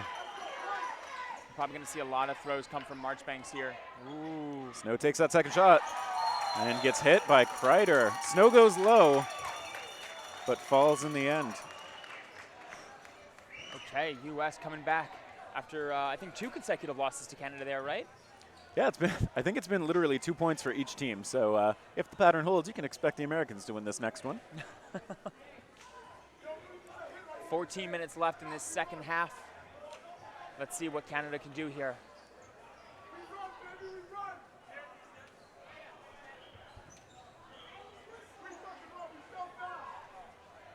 A lot of support for both teams on the sideline here. Both sides getting real loud in support for these home teams.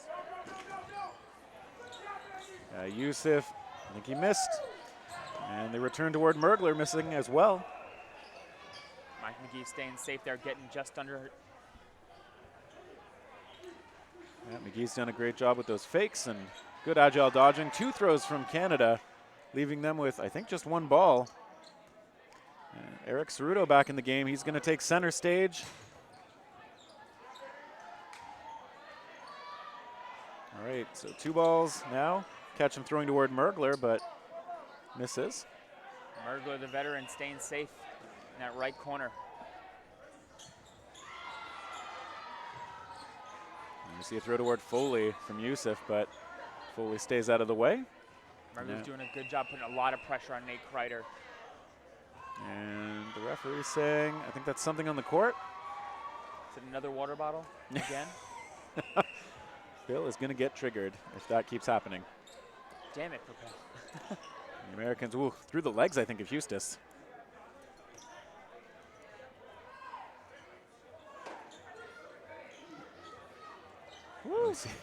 Nice little trick throw from Snow. Trying to go across toward Perez and Kreider, but good pump fakes by the Canadian team, really dragging the attention to that other side, and Snow took a shot a little high, but it was a great shot. That's Mergler walking off now. Yusuf takes over in the corner. And throws at McGee. Takes to the skies.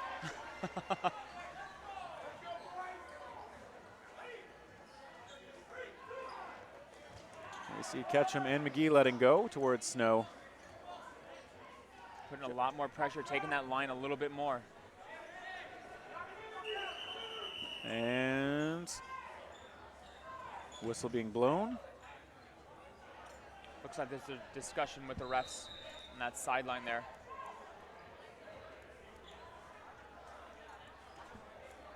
I can't tell what it's about, but Coach Lou causing trouble. yeah, Coach Vic for the Canadians is in there as well. Yeah, there was Kreider and Ranican just politely talking on the side as well. So whatever it's about, they're happy. They're just happy to be here. This match is so close. 5-4. U.S. leads with just over 12 minutes left in the second half.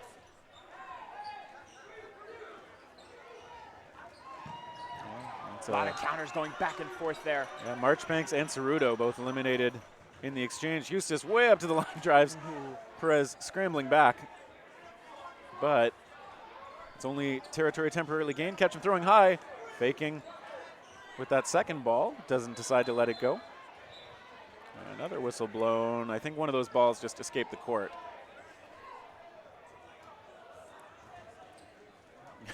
Coach Vic taking the chance to sneak on while he's allowed to.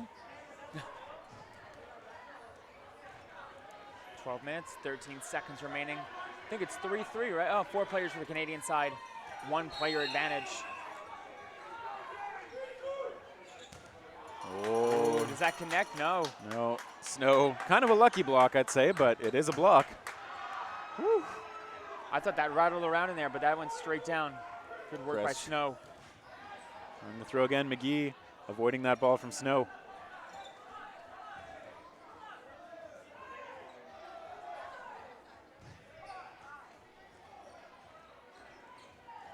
You see them looking for McGee again. Canada put on a lot of pressure, keeping that line, making the U.S. throw from the back line, and they're getting a good advantage right now, but the U.S. finally getting back up to that offensive line. Ketchum letting go. So both teams can only go up to that center white line. Each team also has a 10-second throw count. Perez not happy with himself for missing, giving up that 4th ball. Both balls going to McGee. Oh, Perez gets hit on the counter toward Yusuf. Hits him, Ketchum knocking Yusuf out. Eustace faking. Ketchum lets go and hits Eustace. And it connects. Good low throw from Ketchum. Now he's going to tee off on Ranican. Blocked. And once again, stray ball from another court. Finds its way home. A little bit of help from Ranican. Snow and Ranican. And then is that a Cedro and Ketchum left? Oh, Mike McGee. I think that's and McGee. Ketchum. Yep. So 2 of the bigger American arms, I would say. And it's 2 of the most experienced members of Team Canada. Ketchum's throw, avoiding Ranican by just a little bit.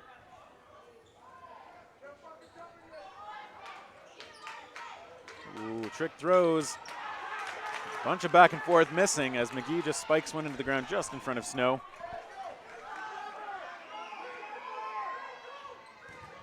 And McGee, I think he's okay after all that. One ref saying no, that's a hit. Okay. Yeah, so Canada pattern takes is that. broken. Yeah, that's right. But not the pattern of a close match. Oh, yeah. These are coming down to the wire each and every single time. And we've got almost exactly 10 minutes remaining in the match. 5-5.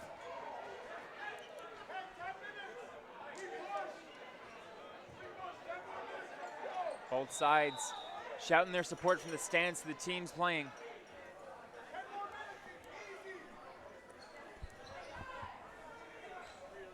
Let's see what these teams can do here.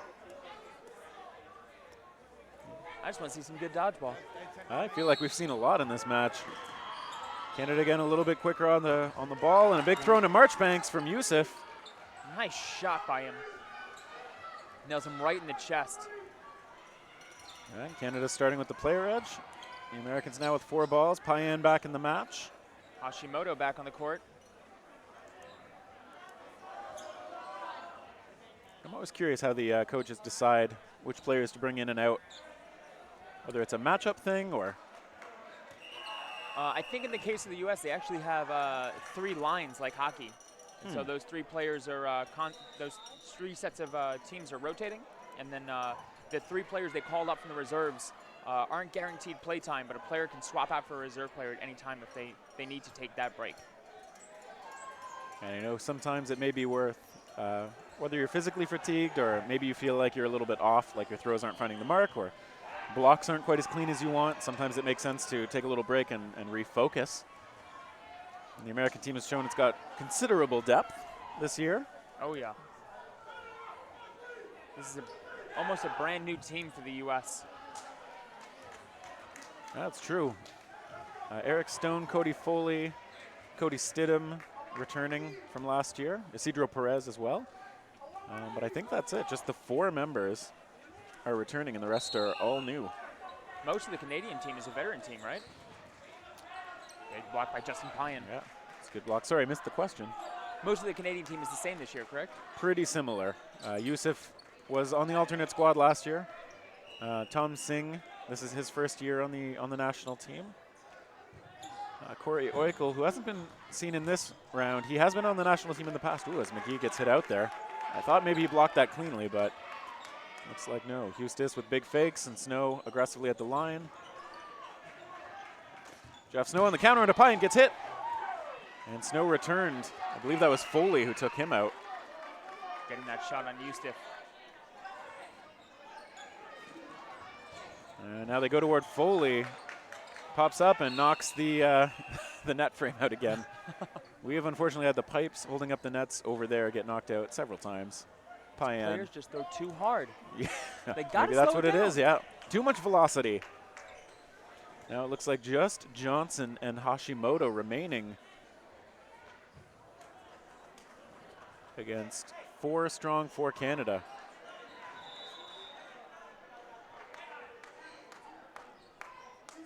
Series tied up 5-5. We've got just over 8 minutes remaining. U.S. down a 4-2 player advantage. And Canada hoping to get their first lead of the match. Throw from Hashimoto, just missing Ceruto. I think it did connect with the shagger though. Yeah, you could hear that one. Oh, nice little curveball from Mergler. Hashimoto comes up with the kill on Mergler. Yeah, Hashimoto sees Mergler open. Brings it a little closer. Now it's just a 2-on-3. Ceruto's throw toward Hashimoto. Nice little curveball toward him. Hashimoto blocking though. A little bit risky from Johnson going behind Hashimoto like that. Sets up a screen if Canada had decided to take it. Throws toward Johnson. On the pop-up. Ranican did not find it. He was trying to track that down in the air, but now it's a 2-on-2. That second ball by Hashimoto was trying to track the players while their head was in the sky and just off target, but I think it confused them enough to bring their eyes back to the ground and prevent that catch. Yeah, possibly did enough. It definitely resulted in an out for Ranican. Hashimoto, they're saying he got hit, I guess. Okay. Nick Factorin making that call. And now it's just Derek Johnson who's got a nasty curveball, and he's also got great hands. Yusuf forces a block from him. Johnson doesn't think he got hit. Yusuf seems sure. The refs are going to talk it out and make the right call. Sorry, that's Alex Alvarez, not Nick Factorin reffing. Yeah. My bad. Safe. Okay.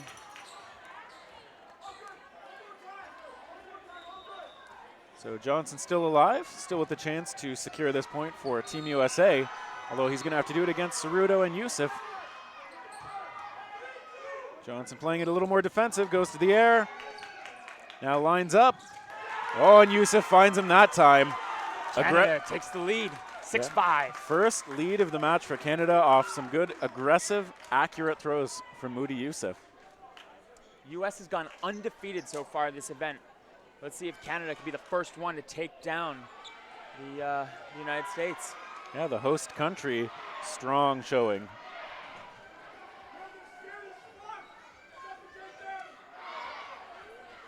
I believe the U.S. has only lost a single-digit number of games going into this match. And so right now, going 6-5 and being down, I think they've almost doubled the number of losses. Canada's doing an amazing job here. And another shot on Vince to start it off, and I believe they got Mike McGee as well there. Yeah, but they also, Canada loses Yusuf in the exchange, and Snow hit out there on a good throw from Ketchum. They also got Mergler. Yeah. So this is a quick start to this point. Some back and forth. Hustis and Ketchum missing each other. Wu holding a ball. Hashimoto dancing with him. A big throw from, oh wow! Catch up off Ranican and right into Hustis's hands. Woo! Ketchum not thrilled about whatever just happened there. I think saying that Ranican got hit as well, perhaps. But Yusuf back in off the catch, and we got Hustis and Wu remaining for Canada. Payan in one corner, Ketchum in the other. Ketchum goes low under those balls. Yeah. Moody Yusuf dodges one and gets hit out on the second one there from, I believe that was Payan's shot that actually knocked him out, so it's just Wu. It's a lot of offensive power in this American duo. A lot of patience at the same time. They charge him down, look for that patience, waited for that, that throw to come, and took out a second. A little drop curve from Wu, tried to fool Payan with it, but he stayed out of the way. Both throws missing. That ball going out just barely on the Canadian side, so Wu keeps control of that. Throwing outside toward Payan. Again toward Payan, Ketchum takes the shot and hits him out. Payan recognizes he doesn't need to finish Wu off there. Whew. Once again, tit for tat. Canada, US, 6-6. We've got exactly 5 minutes remaining in second half of this game. Second half of this match. Yeah. You know, keeping the terms straight sometimes can be a little frustrating, but hey, that's what we're here for. Yeah. Whew. Yeah, so 6-on-6, both teams showing a lot of offensive prowess, quite a few catches as well. Yusuf again very quickly this time on to Hashimoto. And Canada not losing anyone in the exchange, so they will start with that player advantage. Canada's been doing a fantastic job of starting these games off with that early kill. Yeah, they've been getting to that ball just a little bit quicker, and they've been able to get away that offensive throw that much faster. Yusuf showing great accuracy. Woo. Snow showing a miss there as he went toward the American middle. Mergler faking a bit as the Americans huddle up. Just to explain ball control for those that have just joined us, there are 6 balls on the court. So if both teams have 3, the team that has to throw is the team with more players. In the case that both teams have the same number of players, it's a team that threw last. In the case of a new game, so when both teams start with 3, it's the team that won the last point has to throw first, which is why you'll see a lot of these quick throws coming from the winning team to follow it up a big game. That throw from Mergler missing. Payan finds him though. Hustis goes for the quick counter, but gets hit out by, I believe that was Ketchum tagging him there. Yeah, he took the 1-for-1 trade there. Came up and saved his partner. Big throw from McGee, taking out Ranican. Wu doing a really good job putting pressure on that right corner. Yeah, Wu showing a lot of active engagement here with his opponents. Draws the ball toward him, but Payan missing low. Wu now taking control of the line.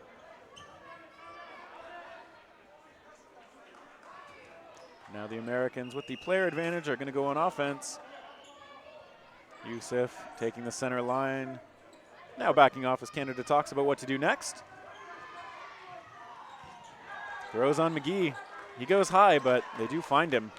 He's tough to hit, but he throws his body everywhere. I don't know how he does it. Yeah, stays uninjured. Oh, great throw from Perez. That quick release found Snow in the knee. Shows why he's a returning veteran to this team. There, they get a block by Yusuf. There's a ball from the other court, found its way on. Refs blow the whistle, and we'll start the playoff one more time to see who can take this lead with just over 2.5 minutes remaining. Quick throw from Payan, and he can't find the catch. Yusuf immediately recognizing that Payan was defenseless and letting go quickly. And they go toward the far corner. On Marchbanks, he stays safe though. Yeah, and now he and Perez will get a chance to retaliate.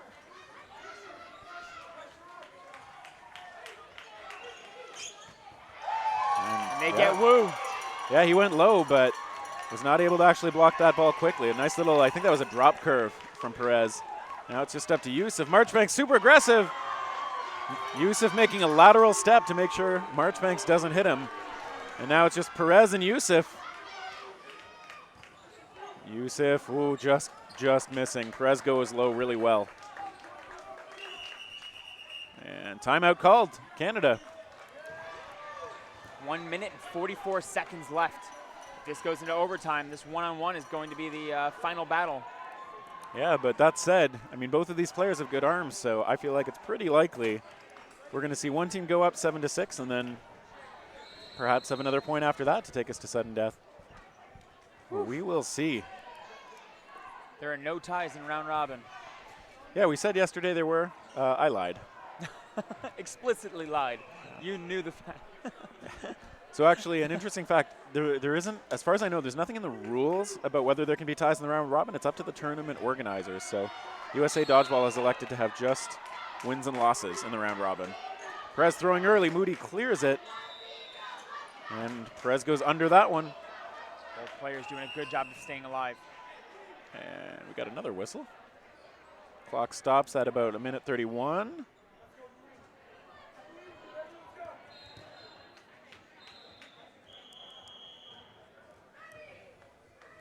Not sure what this one is about. The pole got knocked down again. Oh, that'll do it. That's a good reason to stop play. Now the one-on-one continues with 1.5 minutes remaining. Yusuf throwing first, missing. Perez, ooh, big jump from Yusuf. Perez again, Yusuf escapes. Perez can't collapse on it. Yusuf gives Canada the lead one more time. Welcome to the A-team, Yusuf. Welcome to the A-team. He is showing a lot of accuracy with those throws today. And now Canada forces the Americans to win this next point or else take their first loss. Yeah. This American team has looked confident all throughout this tournament, and now they're faced with their first loss. Yeah, but it's not over yet. They've got 1 minute and 16 seconds to set themselves up to take a 7th point and force a tie. Okay, we're getting this started. Let's see if Canada takes the early shot again. Cody gets above it, staying safe. Yusuf forcing a great dodge out of Foley, but Foley up to the challenge there. Breaks the 3-game streak. Yeah, tongue's out and Mergler's out.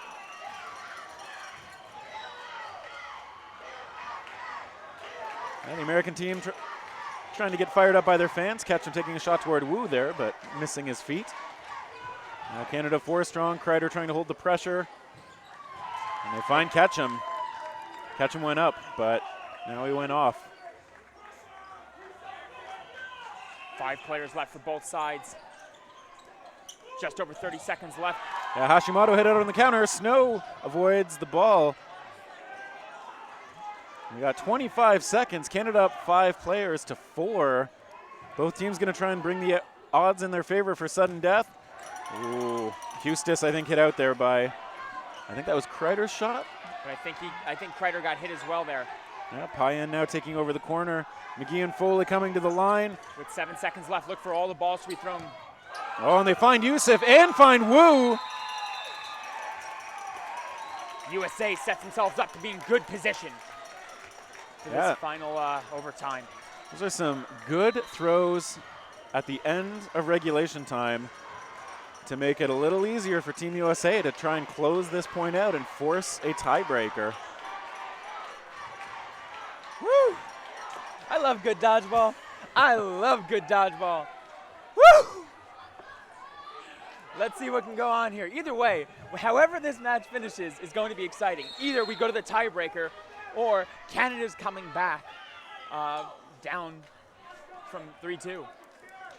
Yeah, there's a lot of back and forth early on. Now we see, that attack from Payan toward Ranican doesn't connect, and now both Canadian players have 2 balls plus 1 in reserve on the sideline. Foley throwing and missing. Ranican now taking a shot. And I think he got Payan. Now Foley on the offensive, throws and avoided by Snow. Now, that one pops up off McGee and he can't find it. It's just Foley. Snow and Ranican trying to secure this for the Canadian side. Snow is up. Foley throws, dodged by Snow. He goes low. Ranican hits. Foley knocked out. And Canada deals the Americans their first loss of the round robin. Foley's taking it hard, but U.S. had a hell of a fight there. Yeah, I mean, that was such a close match. We expected a close one. A lot of drama. A lot of history between these two teams, too. So Another exciting conclusion, as we've come to expect between Canada-U.S. matches. That rematch from last year's semifinals. Whew, another close match between these two teams. Whew. Yeah, and this time, in the earlier match between the women, it was the Americans who showed a better ability to close out close points. But I guess here in the men's match, it was a little closer, but Canada ends up coming up big. Yeah, a lot of veterans on this Canadian team knowing how to play this format. Yeah, we saw exactly Snow and Ranikin there, two of the most experienced members of Team Canada. They managed to hold on with the player disadvantage and close it out. I think Foley showing that it was a little hard on him at the end, but I mean, he kind of got left alone there after some great plays by the Canadians, so it's not on him, certainly. Yeah, I mean, listen, losing in round robin isn't the end of the world. U.S. gets to go up against Malaysia now. A loss is usually what's going to teach you the most about, what you're doing right and what you're doing wrong. It calms everyone down. It's that moment of clarity. It's like giving up a catch, except, on a bigger scale. So Americans are going to take this loss, and they're going to, go back and see what they can improve from here. Yeah, and before we get to the USA versus Malaysia men's on this match, we're going to throw it over to Jake, who has another sideline interview. Take it away, Jake.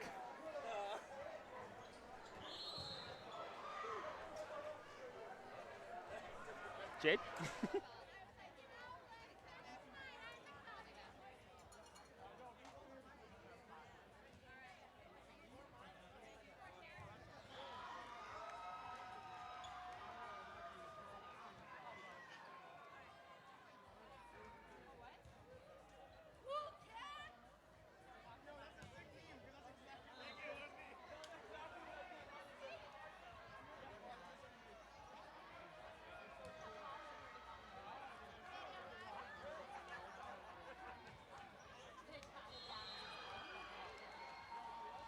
And that was insane. Canada takes USA. They went undefeated so far, and you guys just gave them their first L for the series. I'm here with Vic Ravilli. He is the head coach of Team Canada as a whole. And oh my God, that was insane. Tell me, how do you feel right now? Feeling really good. I mean, it's our last match of the round robin, so to close out against obviously the Americans is a pretty big deal for us.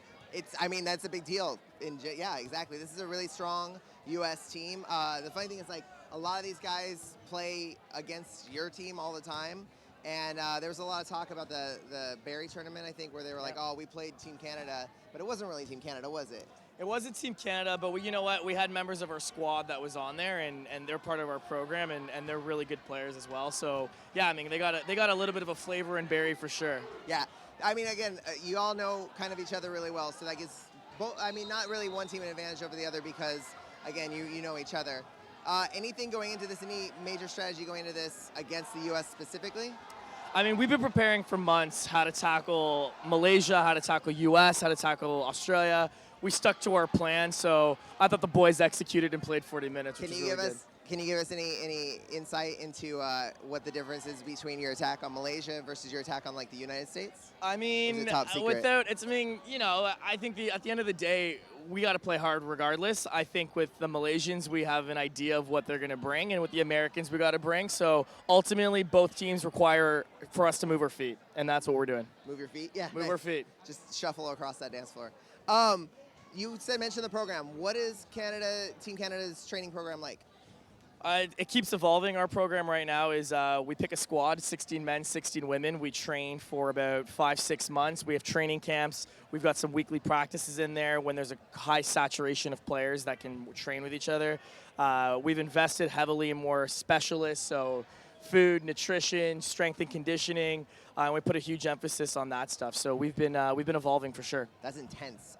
We just basically told our guys to throw stuff at people on the street. And see how they did.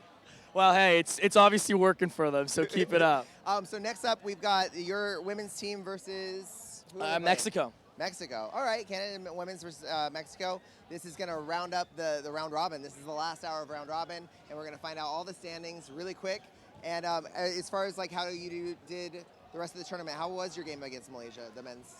The men's Malaysia, I thought we played a real good game. Unfortunately, we were asleep for the first 5 minutes, and that kind of came back and haunted us. But Did they win? Did they win? they did win, yeah. So it's right now we've got Malaysia over Canada for the head-to-head. Yeah. We've got Canada over US, but now the US is also going to play Malaysia. Correct. So what? I don't know what's going to happen. All right. Well, I'm going to let you go coach your Thank you so squad. much. And thank you. And that was an exciting game. And thank you for all the exciting games from before and yet to come. We're going to go back to just a minute. We've got, who do we have on this court? Oh, wow. USA and Malaysia's on this court. So Gonna be a you good guys one. are in for a treat. And I will see you soon. Thank you. Thank you so much for having me. Thank you. All right. And we're going to cut and go to the game in a minute. Thank you.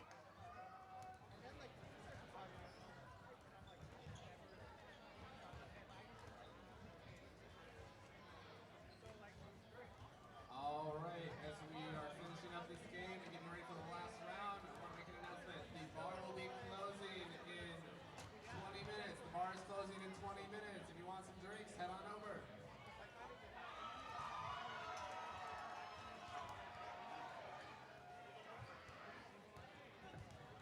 Hey, Merc.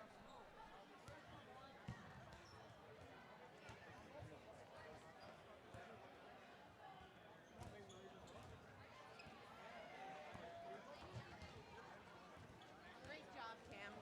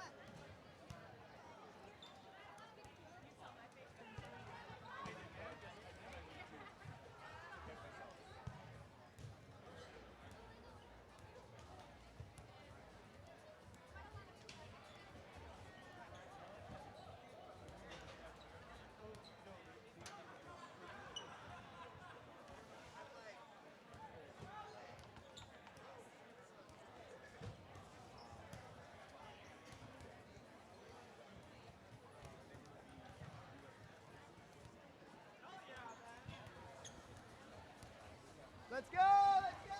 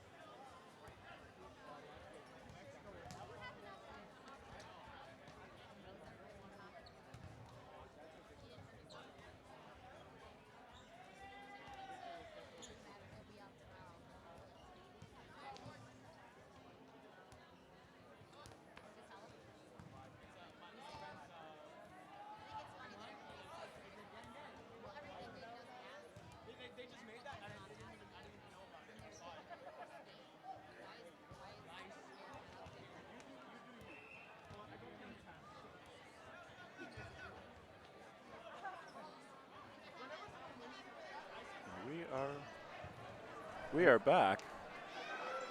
Yes, Just about time for the men's USA versus Malaysia matchup. Yeah. Looking to see if USA can come back from that tough loss against Canada.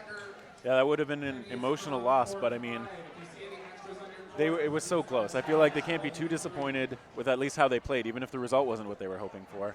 I think they showed a lot of poise, a lot of great offensive ability, some great catches too. So. Oh yeah. Both teams. I feel like Canada really adjusted to the U.S.'s style there and showed what makes them so great. Yeah, Canada, the defending silver medalist, and now the Americans get to finish with the defending gold medalist. So it's a tough finish for them. Back-to-back matches too, but yeah, back-to-back against the gold and silver medalists. This is if you've been watching the last game and this one, this is and you're an American cheering them on. This is the big games for us. Yeah, these are expected to be some of the best ones to watch. Good action by top-tier teams. I know for those of us in my home time zone, Eastern Standard Time, this is now getting pretty late. For those up right now at 1 a.m. on the East Coast, you are the true dodgeball fans. Yes. Yeah, and I think we are just about set up. Balls have been placed at center. Teams are starting to take the line. For those that watched the last one and are here to watch again, the USA team, has their strategies, but Malaysia plays very differently than Canada does. So USA is going to have to change it up quite a bit on how they play this team. Malaysia's very agile. They're not looking to catch as much. They're trying to just get out of the way. They take their shots. They're kind of like the Americans, where they'll throw from anywhere if they think they have that shot. They'll take long throws. Yeah, those counters from the Malaysian team, we saw. We've seen them earlier. They've been on point. But Brody, yes, we can see the chat. That's true. We can see the chat, indeed. Sometimes we even interact with it.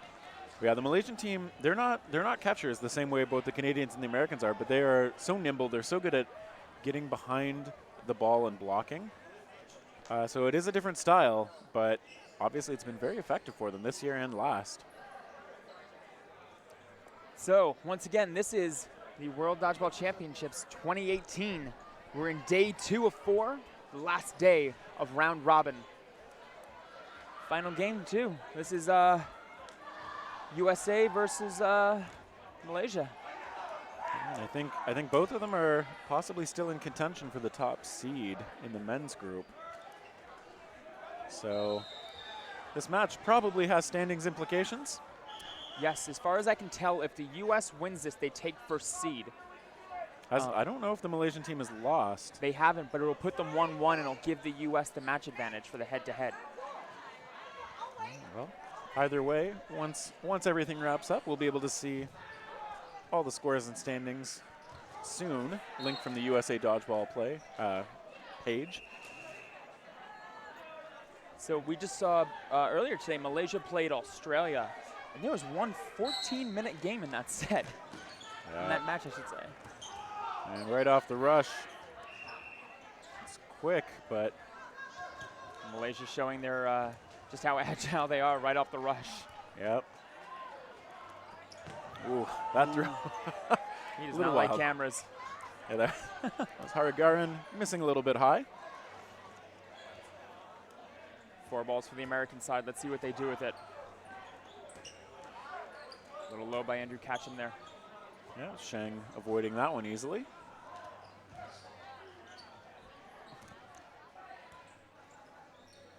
And now to the line, Haragaran.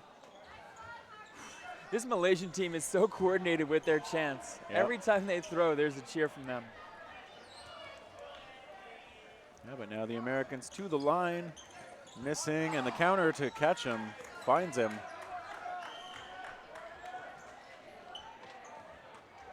Looks like he limped off the court there. I hope he's all right. Yeah. And Sheng finding the mark there. Ooh, cross court toward Robert, missing, and he fakes people down, and then ooh, Big block Kreider. by Kreider. Well, back and forth, Foley missing as well. Yeah, those Malaysians committing to those dodges, going low really well. And so far, the Americans missing. Americans are having a tough time finding that target. It's certainly a moving target. And now we see a lot of fakes. And eventually it's Pyong letting go. Malaysia trying to force out a move by the U.S. so they can take an easier shot. Big fakes from Foley. Ooh, and a big hit. That was And the McGee. counter. Yeah, and Foley knocked out on the counter. But they do take out low. Once again, there's a cow loose in the stadium. Haragaran drawing in a couple of balls. But still 3 in hand for the remaining 3 American players. And we see the shot toward Isidro Perez, missing as he goes low.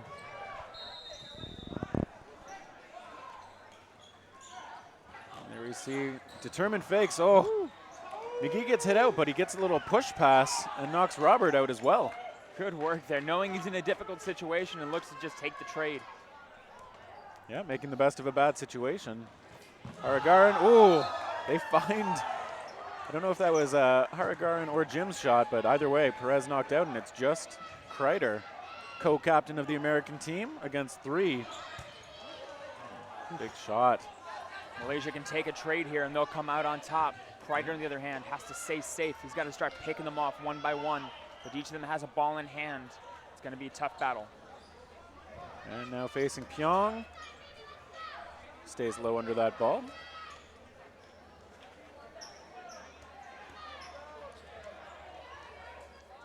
Now we see a bunch of fakes, but Pyong blocking from Kreider. Kreider now going for Haragaran and missing. Keeps the second ball on the roll back. Now Malaysia to the line. Quick attempt from Kreider, but he splits it between Pyong and Haragaran. And now they Malaysia have are playing super patient. 5 balls to work with. And they find him. So 1-0 lead for Team Malaysia. Okay. U.S. has to make some adjustments here. Yeah, they may find the Malaysian team is just harder to hit than a lot of their previous opponents there. Like we've said quite a few times, they're agile. They'll bait you into thinking that you can hit them, and then by the time you let go of your shot, they've flattened out or they've moved somewhere else. Looks like Hashimoto is going to take over for Nick Kreider in that left corner.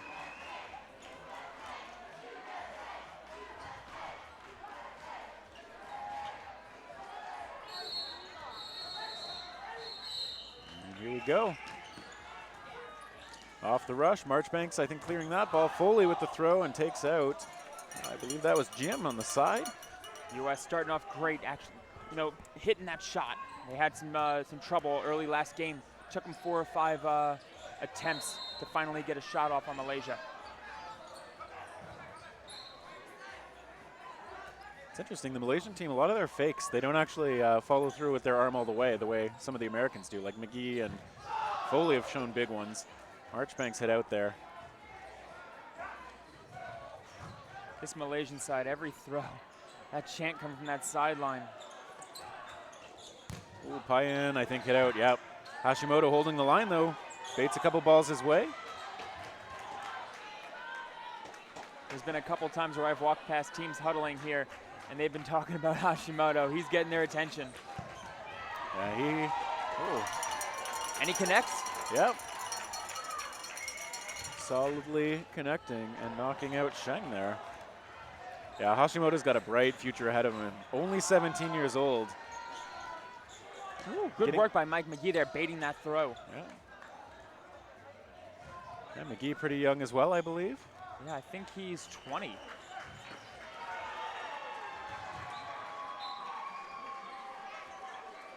Let's see what Malaysia chooses to do here. Ball in hand for each of the American players. Big throw from Haragaran. He just avoids a shot at his feet.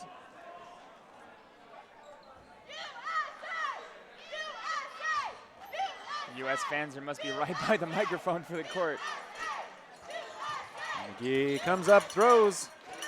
I think he stays safe, takes the shot and gets out of the way quick. He knows this Malaysian team is willing to take those cross courts on the corners. And Foley with a big fake. Then the shot ends up coming from Hashimoto, but does not connect. And Malaysia looking to extend their 1-0 lead, come to the line. Oh, and there's a counter on Haragaran. Hashimoto. They get Cody Foley as well. Yeah, so now 3-on-2 for Malaysia.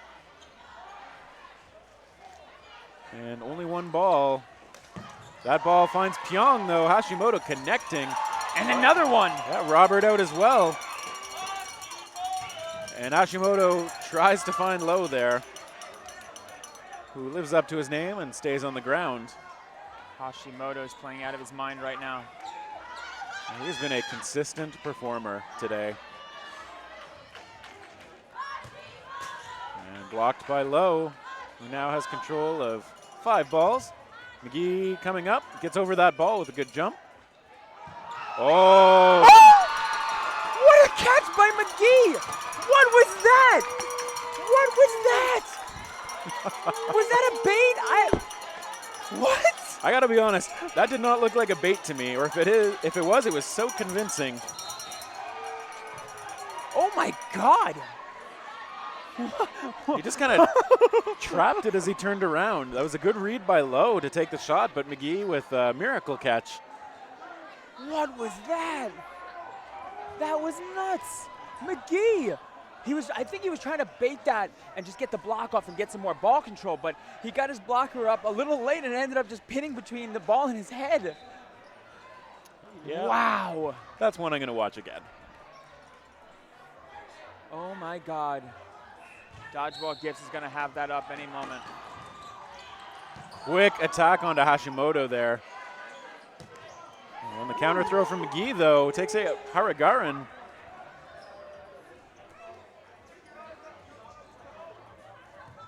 Oh my God. 1-1, 13 minutes remaining in the first half. And we'll see. I'm still trying to calm down after that last game. That was amazing. Oh my God. Ketchum throws. Sheng Sang catch. I don't think the American side agrees, so refs are going to confer. I'm saying out. Yeah, they're saying that's an out. Sheng doesn't agree, but the refs seem pretty sure. Now Jim will take over the corner. Kreider showing pressure. McGee as well on the opposite side. And we see Payan hit out.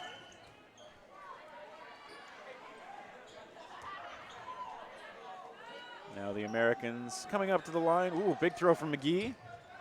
And there's a catch by Ketchum, and he throws as well. But that one bounces before it finds Jim. He got a little excited there.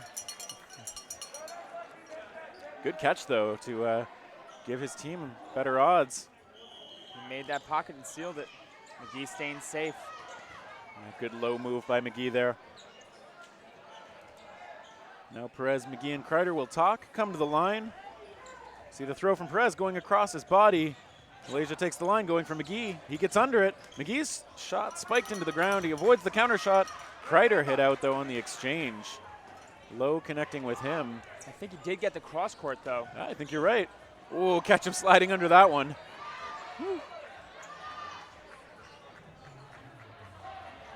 Now the Americans coming and missing. It's just Lowe and Jim remaining for Malaysia against 4 for the Americans.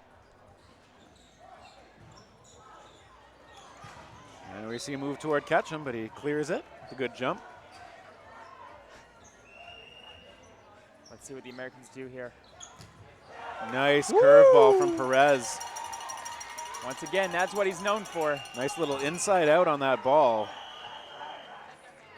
And now it's a 4-on-1. Team USA hoping to take a 2-1 lead in this match against the defending gold medalists.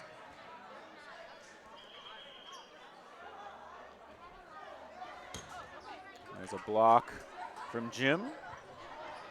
Jim doing a good job of staying safe, putting the balls very right in front of his feet. That way he can't get tapped out. The ball will die before it hits him.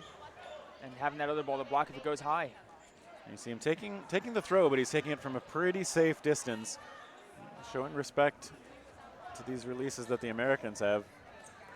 A couple of throws, but you see Jim clear them with a jump. Last ball left to Hashimoto. Americans can take a 1-1 trade here and seal the game. Yeah, Hashimoto blocks, doesn't elect to come forward. Now before that second ball gets back into play, Jim takes a shot but misses. Catch him aggressive, misses. That sidearm pump fake. Yeah, doesn't commit to the follow through, but is at least showing he's ready. McGee and Hashimoto. Oh, Hashimoto takes it, but that one's off the mark. McGee still holding a ball, goes low, and wow, that sidearm finds him. What a shot. Yeah, McGee did not present much of a target, but Jim's sidearm there hooks around and finds him. And that connects. Yeah. USA takes game 3, up 2-1. Yeah, they find the shot around those 2 blocking balls from Jim. U.S. seems to have done a good job of adjusting after that loss to Canada. Malaysia, the top team of this tournament. U.S. takes the lead. The margins are so close between these top teams. The styles are a little different in this matchup, but the abilities seem tit for tat. Let's see what the Americans do to try to counter this early rush of the Malaysians. They've been throwing every single time. A big hit on McGee, and Robert avoids the counter. Oh, back and forth. Kreider takes one, and then missed on the counterattack. Catch him throwing. That one bounces into the ground before any damage is done. 6 strong for the Malaysian side again. Haragaran throwing and countered expertly by Kreider. Right into that shoulder. Difficult area to catch. Yeah, and the return from the Malaysian counter doesn't come. Sheng electing to hold on to that ball. High in with the throw. Sheng just holds. And we see a hit on to catch him, but traded back. That is Jim. Was the last man standing for Malaysia in the last point, but leaves 4 teammates behind this time. And ball on the play. Payan a little annoyed that the rhythm was disrupted. Good throw by Payan to get that ball off the court. Yeah, that was a different ball that came back on the court. Yeah. Here we go again, though. The Americans taking the line. And Perez's throw missing. Sheng just holding on. Good pressure by the Malaysians, pushing the American team back, not letting them take that as much pressure as they want. Oh, and Perez can't find that one. From this angle, it looked like he might have caught it, but just slipped out of his hands. Pyong making the prayer hands. He knows he got a little lucky. Sheng avoids that shot from Kreider. Kreider saying, that got your back, but the refs, no call. Oh, and there's a catch by Sheng, and then back and forth onto Payan. Hashimoto, last one in. Big Connects. hit, though. Oh, but countered by Pyong.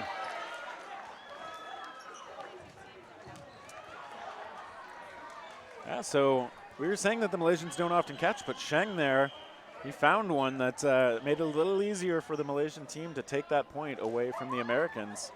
And now with 7.5 minutes left, we got another tie. For those asking in the chat, you can go to dodgeballworldchampionships.com, and you should be able to find the schedule for the playoffs tomorrow. Yeah, once all the seeding is finished, we'll be able to see who plays who, or whom. Is whom a word? Yeah. Oh. Grammatically, I always forget when to use it, so I just like to not bother.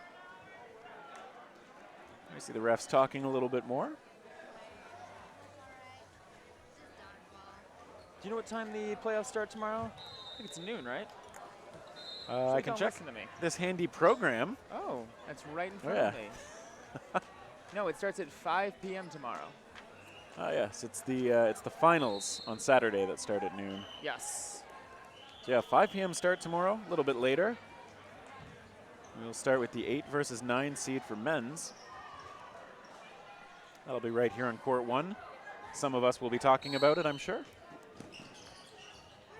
Now off the rush, shot at Marchbanks. He's hit out. Marchbanks has absorbed a lot of pressure off the rush in these matches. Yeah.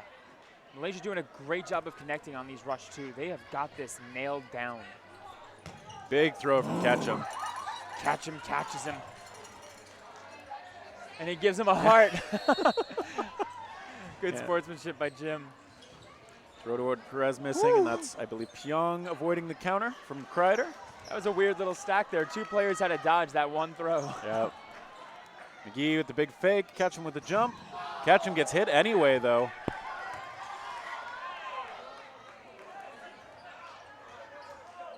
Now 4 remaining on the American side. Oh, close call on the shot from Perez. Payan avoiding the counter. Kreider takes it, sends it over top his opponents. And now Malaysia to the line. See the fakes, getting everyone to move. Perez gets hit out.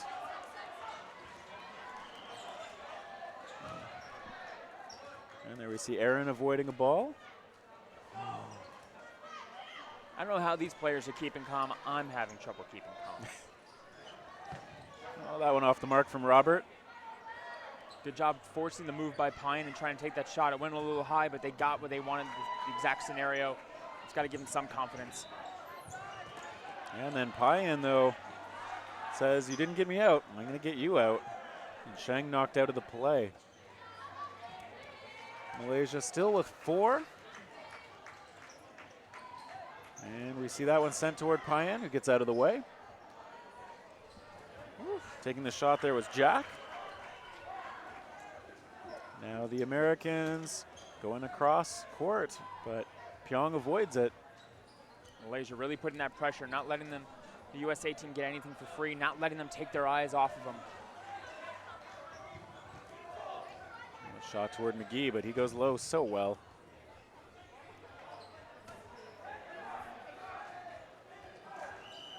And now toward Robert, but he stays low. American side going to keep that 3-ball advantage on defense, just throwing 1. And we have just under 5 minutes remaining in the half. Oh, McGee hit. McGee. Yeah, McGee and Kreider, the last 2 left for the USA side. These 2 play together a lot. And there's the counter attempt at Kreider, but missing Pyong. Pyong draws Kreider forward, and then the shot from, I believe that was Robert, taking him out, leaving just Payan on the American side. And he shoots and takes out Pyong, making it a little easier on himself. He's still confident. Justin Payan on the back, threatening to throw that last ball. Okay, I think he got hit before he made that catch. That catch was still pretty awesome, though. However, that will be Malaysia's point with 4:10 remaining. They take a 3-2 lead in this first half. Once again, we have 2 20-minute halves. At the end of each half, we go to a overtime where it goes to no block. If a player blocks the ball, that player's out. Speeds up the game at the end. And yeah, you're really forced to use your agility. Malaysia will probably have the advantage going into a no-block situation. They really don't rely on a lot of like catching and whatnot. Really just very good at getting out of the way. That's been their hallmark. Great blocking, great dodging, and good counterattacks.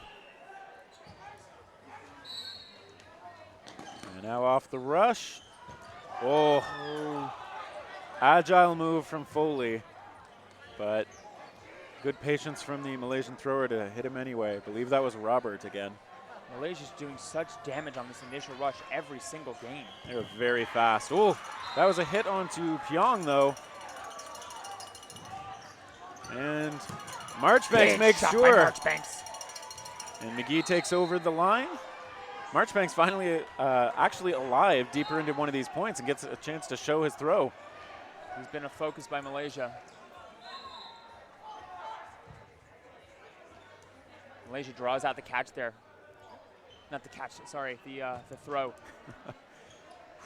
And now we see Malaysia coming to the line, making the Americans move.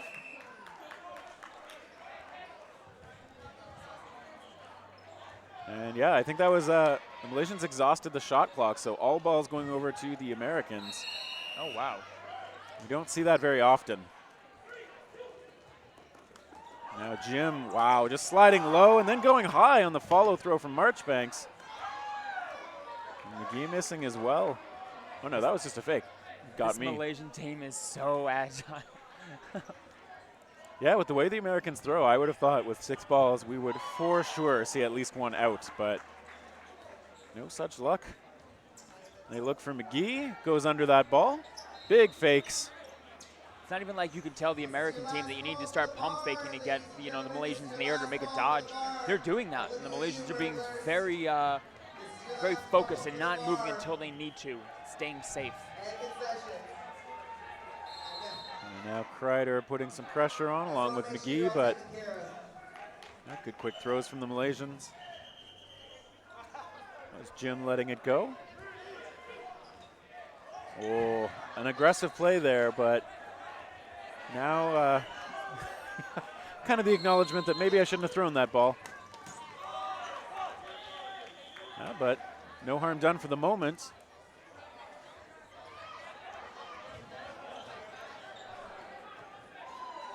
And now we see Malaysia to the line. Oh, so Kreider trades with, I think that was Jack just hit out. Good trade for them. They were up 5 players to 3, so a one-on-one trade brings it to a 4-2 situation. For sure. You better believe they're willing to take that while they got the numbers advantage. That's a big fake.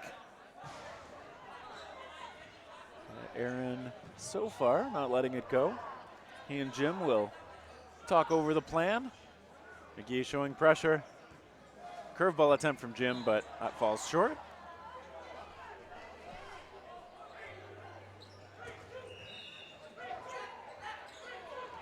And then we see the throw toward Jim. Missing the mark was Marchbanks.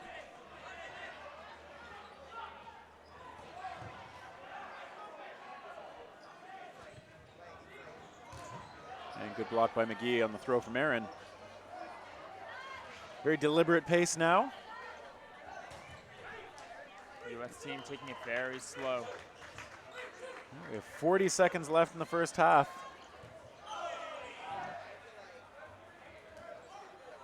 Marchbanks with a block.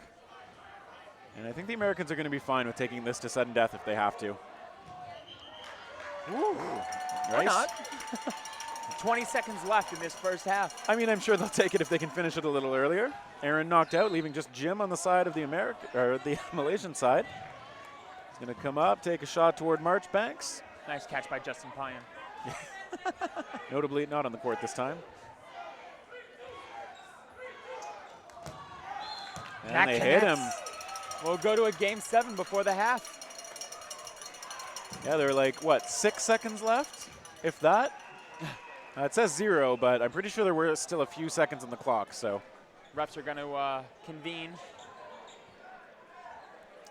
Yeah, so good composure by the Americans. They took that one slow. They had a hard time actually hitting the Malaysian players, but eventually they connected.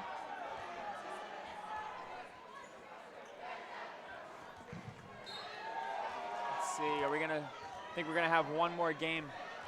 Maybe they're going directly to sudden death. So it looks like each team is just starting with the balls.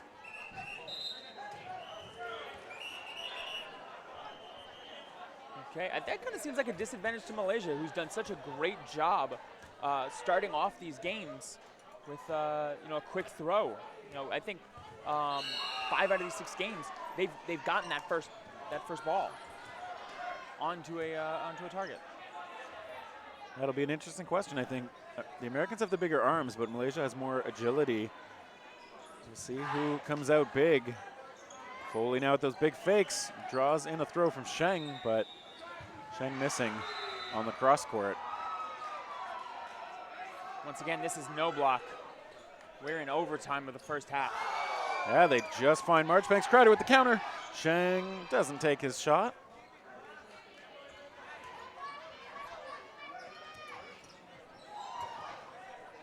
And we see Malaysia to the line, Foley showing pressure. Sheng missed by Kreider.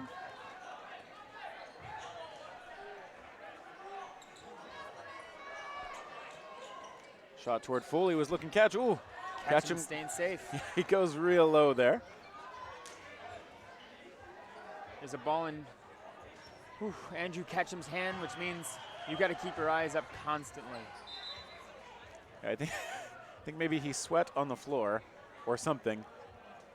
Looking for a towel to mop that up. As was said earlier, sweat on the floor is like a banana peel in a cartoon. High in potassium? Yeah. Yeah, okay. Yeah. This floor is very high in potassium. If you start getting cramps, just, the floor is edible, take a bite. Hopefully nobody ends up taking a bite out of the floor. That sounds like a recipe for pain, but that is Coach Lucas saying something to his team. Obviously I can't hear it. Count is on Malaysia. That throw toward Robert misses. Foley trying, but no, they're saying that connected, and Robert is off. Oh, maybe he blocked? Oh, no, I think he's saying hit. Yep. Either way, Foley will be happy with that result. There's a miss from Pyong. Oh, there's a great curve shot from Ketchum. Andrew Ketchum, what the hell? Now we see a shot toward Perez there, but missing, and now the Americans have player advantage. Big shot. Ooh, Ketchum out. Grab by Kreider. That brings back his teammate Marchbanks. Well, Pyong caught out. I'm sure he thought he had Kreider lined up, but great grips there. Whew.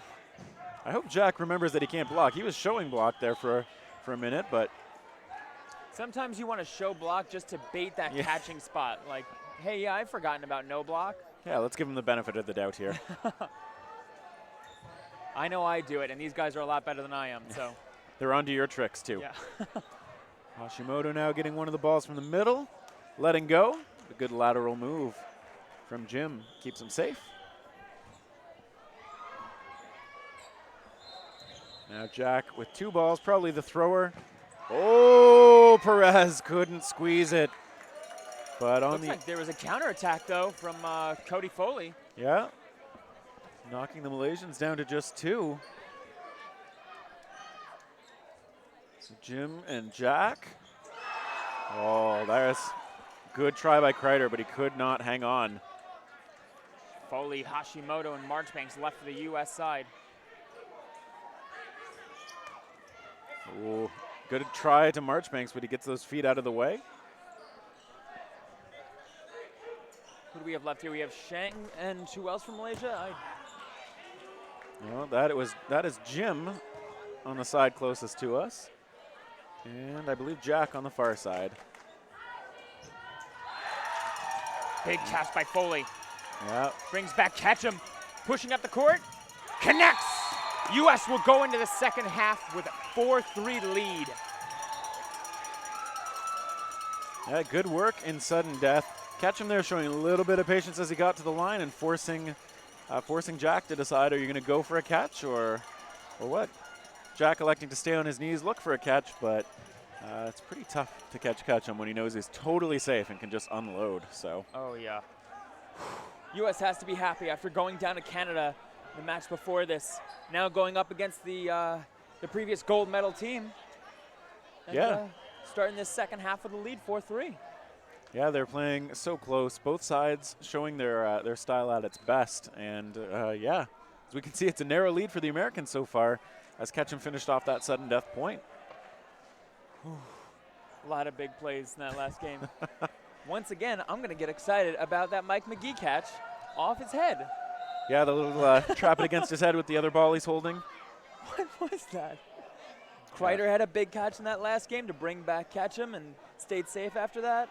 Yeah, we really see the American team looking for those catches. They feel very confident about their ability to pretty much trap anything that's on their bodies. We saw a couple of unfortunate drops from, I think, Perez had one in that last set, but he's also made some clutch grabs. So. Yeah, Perez has done a great job of seeing the opportunities and taking them. He's coming up a little bit short right now, but I think once he adjusts to the way Malaysia's throwing, he's going to come up with some big ones. I look to see him get a catch or two in this next half. We have seen him show some of those mean curves, so I mean his throw has been on point. Yeah, his offensive side has been doing absolutely stunning.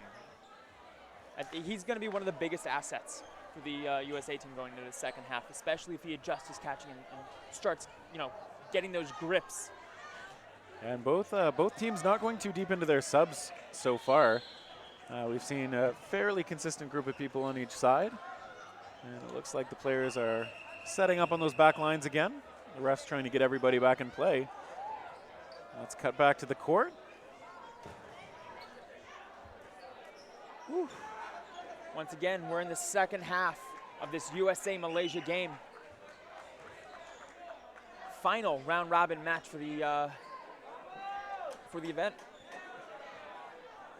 Yeah, we do have on other courts, Malaysia versus Argentina. Wait, that's a different day. Oh, whatever, we'll get to that later.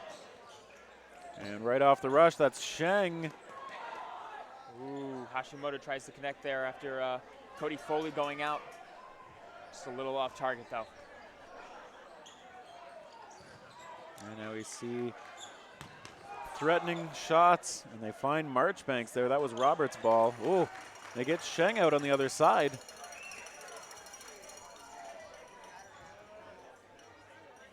Malaysia with the one-man advantage. Cross court from Robert. Good pressure by both Hashimoto and Nate Kreider on those corners.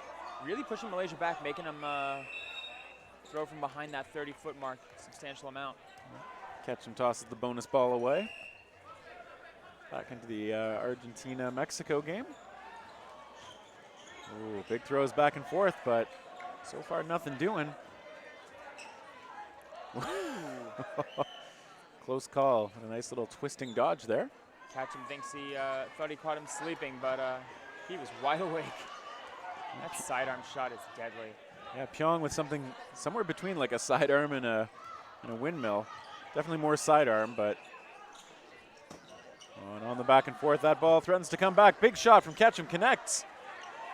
Kreider trying to stop them from retrieving that ball, but good pressure by Kreider there.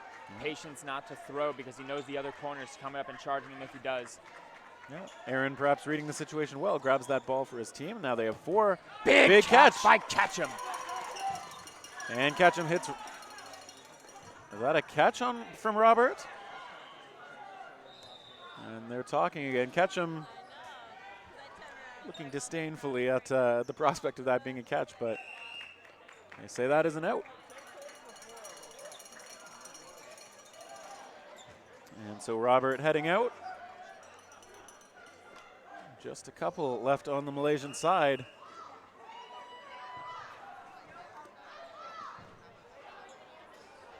Ball coming back in play from another court. Everybody going back to the line here. The Americans with the player advantage threatening to take the first 2-point match. The first 2-point lead of the match. Yeah. Looks like they have a 2-player advantage, right? There's only 2 players left on the side of Malaysia. Yeah. hard to tell. There's a big crowd now between the commentating booth and court 1. Yeah, popular match to watch. Fairly certain that the winner of this match will go on to be the #1 seed for elimination bracket. And there we see the throw from Malaysia falls in the middle. Hashimoto getting love from the fans.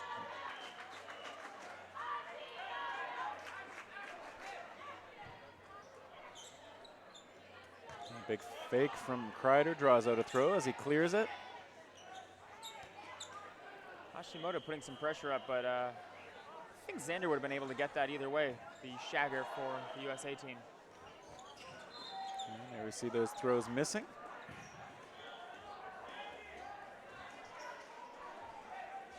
And we'll see Pyong and Jim talk it out. Come to the line, find Kreider. It's Jim's throw, good low one. Kreider can't quite get that blocking ball on it, but there are still 4 left on the American side.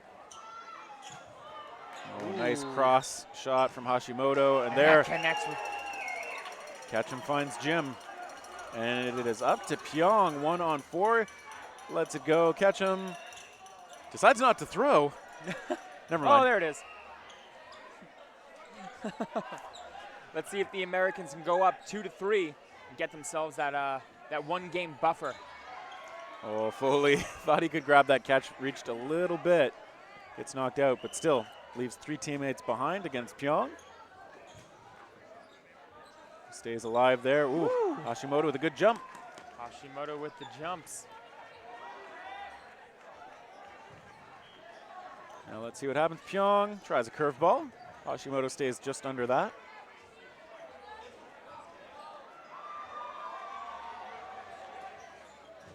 Catch him missing. Pyong there it is. Yep. There's the Isidro we know. Yeah, good, solid, confident catch from Perez. And cinches that point to send the Americans up by 2 with 16 minutes and change remaining on the clock.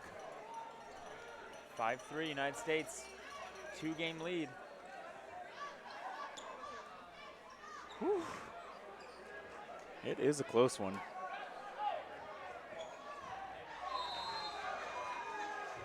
Coach Lou looks confident on that sideline. American sideline's all smiles right now. Yeah, they've got that 2-point lead. They've had to scrap for it, but they've got it. Big hit from Sheng. Connecting. Yeah, hits Foley again. It's been the target a couple times off the rush. I mean, he was one of the big catches in that final game in that first half. Yeah, Foley played. Oh, that was another catch. There it is. Yeah, Perez finding his grips. I called it.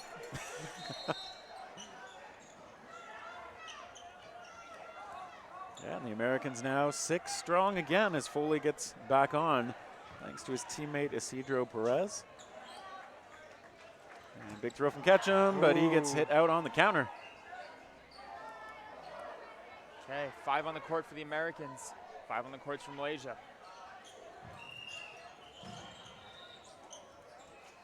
I see a throw toward Harigaran. He gets underneath it. And now the Malaysians with 4 coming to the line. Oh, Marchbanks tracks it down. Catch. Woo! Yeah, Jim's ball, it connected, but Marchbanks absorbed enough of it to track it down with his hands afterward, and another big catch from the Americans. Give him an edge. Marchbanks makes that catch and then takes the throw right there, throwing that cursed ball. Or what could have been a cursed ball. And what is the call from the refs here? Saying that is an out. I'm not sure what they're saying, but I think that might have been an out. Maybe a line. Okay. I'm not really sure what happened there. Let's see. A throw from Harigaran toward Kreider, but a little bit off the mark. There's a big shot toward Harigaran, missing. Kreider baited. Good pressure by the Malaysians, getting that 5-ball advantage Yeah, catch him letting go of that ball. It's a decent shot, but that one bounces in front of Kreider and he blocks. No. Looks like a finger block. Kreider calling himself out. Always good integrity from that man. Oh, yeah. Nate Kreider doing a good job of forcing it to be on the terms of the USA team as to who's going to get hit. He's very good at staying alive. Haragarin avoiding that ball. Malaysia tries to come back from a 5-3 deficit. Haragarin's throw, bouncing low. He's been one of their arms from the middle for Team Malaysia. Oh, but he gets tagged by Marchbanks there. That's got to be a satisfying thud for Marchbanks. Yeah, he read the dodge from Haragarin well and then connected. See what Isidro Perez can do on that left corner. This is one of the first times I've seen it. There's that pressure. Oh, gets tagged out. A little bit of Castor's curse there maybe after. Yeah. You'd set him up for the catches before though, so I feel like, Right. it's fair. It's got to get evened out. Woo, and another connection. 4-1 player advantage. Look for the Americans just to look for a 2-1 for a one-on-one trade here. But look for the Malaysian player just to stay safe. Who is that last one? I can't see the jersey number. Yeah, I cannot quite read it, so I am unfortunately not sure. Either way, the Americans to the line. There's a good counterattack on Hashimoto, but he's alive. Marchbanks throwing, bounces it low. That one bounces in front of Hashimoto. Foley with a big fake. Big fake turns around, gives it to catch him and say, use that big cannon of an arm. Hashimoto with a good solid block, earning that fourth ball for the Americans. Ball in hand for each of the American players. It's going to make it harder to track who's throwing.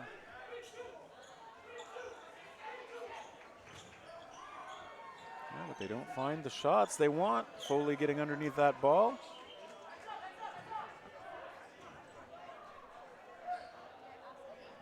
We've got, tough to see here, looks like 12 minutes left on the clock. Yeah, just under 12 minutes now, that's right. Hashimoto avoiding that ball. Second ball thrown. Hashimoto takes the counter. Ooh, so does Ketchum, but they miss, and now a big throw. Foley, point blank, finds the shot right on the knee. Now I can finally see that was Aaron, who was the last one left on the Malaysian side. Foley making sure he didn't want to give up a catch. He put that throw right on the knee, and you're probably not going to catch one once it bounces off that part of your body. That knee, when you hit someone in the knee, it's like a brick wall. It really is, because it just pops right off of there. If you hit someone in the stomach, it hits there, it's a little bit softer, it sticks a little bit, but you hit someone right in the knee, it just bounces right back. Yeah, exactly. I feel like the only way you can make a catch off the knee is if you kind of like squeeze it between them or something like that. Yeah. But yeah, well-placed shot by Foley, and I think that was a timeout by Malaysia. Just over 11 minutes in this second half with a 3-game advantage by the United States. Yeah, Malaysia definitely has time to come back, but you got to feel like all the momentum currently with the American side. As they've taken can keep it up. Yeah, Team USA has taken, I believe, the last 4 points in a row.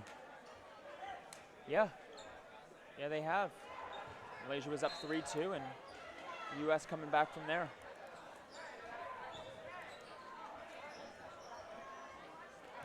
Now as we line up for the 10th set of the match. Remember, Malaysia's a gold medal team, though. That huddle, they're going to make adjustments. They're a very coordinated team. Let's see what they change up here. You know what they're probably not going to change up? That early throw off the rush. There it is. Yeah, but it's returned by Marchbanks, and this time Sheng hit out. That's one way to deal with it.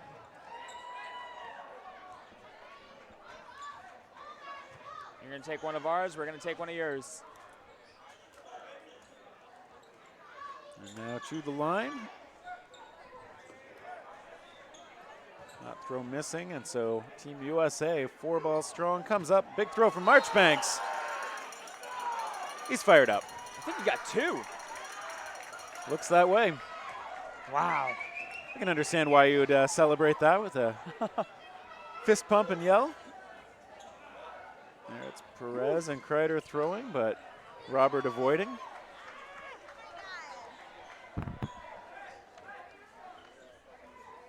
Now Team Malaysia looking to salvage this point. Ooh, that one spikes to the ground in front of Kreider. Gives himself a little hip stretch. Marchbanks missing Haragaran. Young and Jim on those corners looking to put a lot of pressure on the American team when they're on offense. Ooh, big shot. Ketchum tracks that ball down. Oh, but I think he went over the back line while he was dodging, so Ketchum out. Good block by Haragaran there on the throw from Kreider. The Americans are fine having this game go slow. They got a 3-game advantage here. Yeah, and Dragging now out that clock is to their advantage. 10 minutes left in the match. Good block by Hashimoto.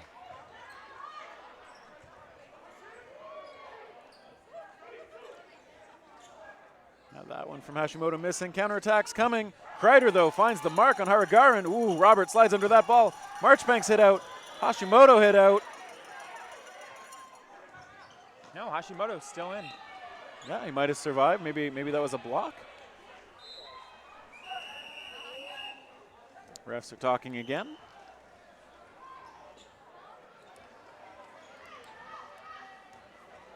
I think we got just over 8 minutes left on the clock. Yeah, 9.5. That's more than 8 minutes.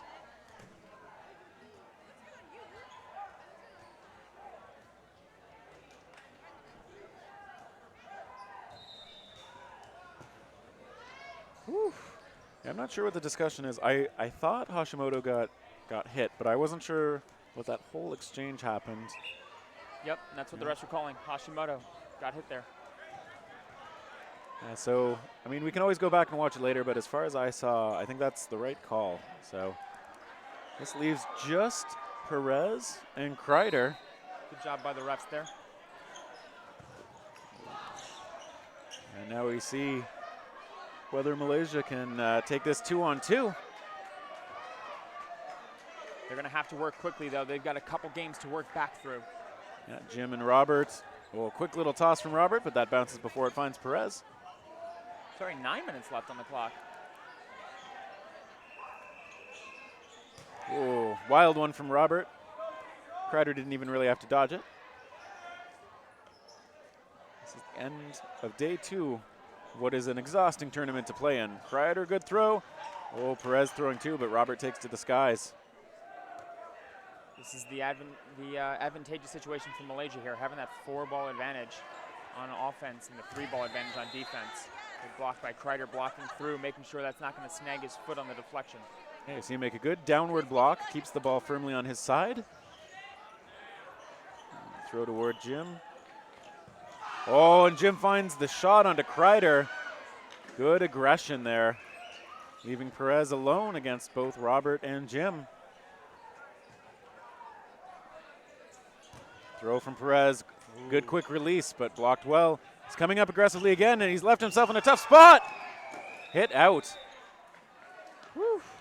That was an aggressive move from Perez that did not pay off, unfortunately. Yeah, he was looking for those catches, but that distance, that's hard.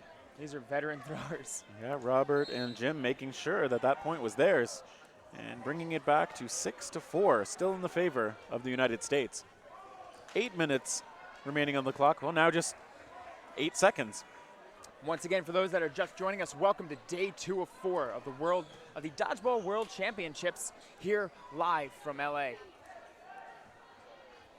Might need to fix that clock. They're gonna let the weird 10-second countdown go, and yeah, here we go. There's that hit from Sheng. Once again off the rush, so quick. Mike McGee back on the court.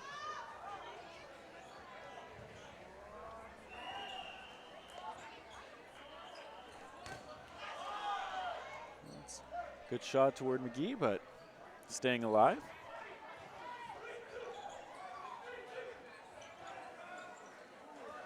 Yeah, could see good nimble dodging there from Haragaran and friends.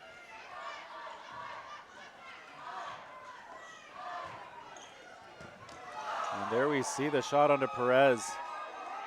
Sheng still holding the line, making sure McGee doesn't have any ideas about coming up. Malaysia doing a lot of good pump fakes there, making the Americans look every which way.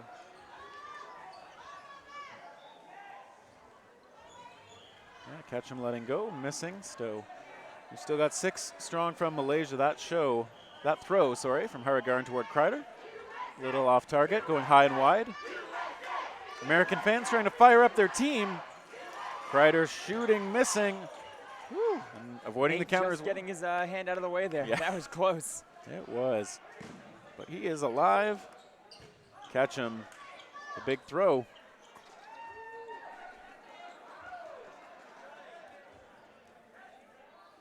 Malaysia playing with a full court right now. USA down 2 people. Oh, that was a good counter from Kreider. So they lose Marchbanks, but they also do take out Robert. Again, though, Malaysia with the numbers advantage, I'm sure, is okay with that 1-for-1. Haragaran with the throw and finds Ketchum. Ooh, it's a big attempt there from, I believe that was Sheng trying to catch the Americans unaware. Haragaran defending that ball. McGee with the throw. Just over 5 minutes left here, it looks like.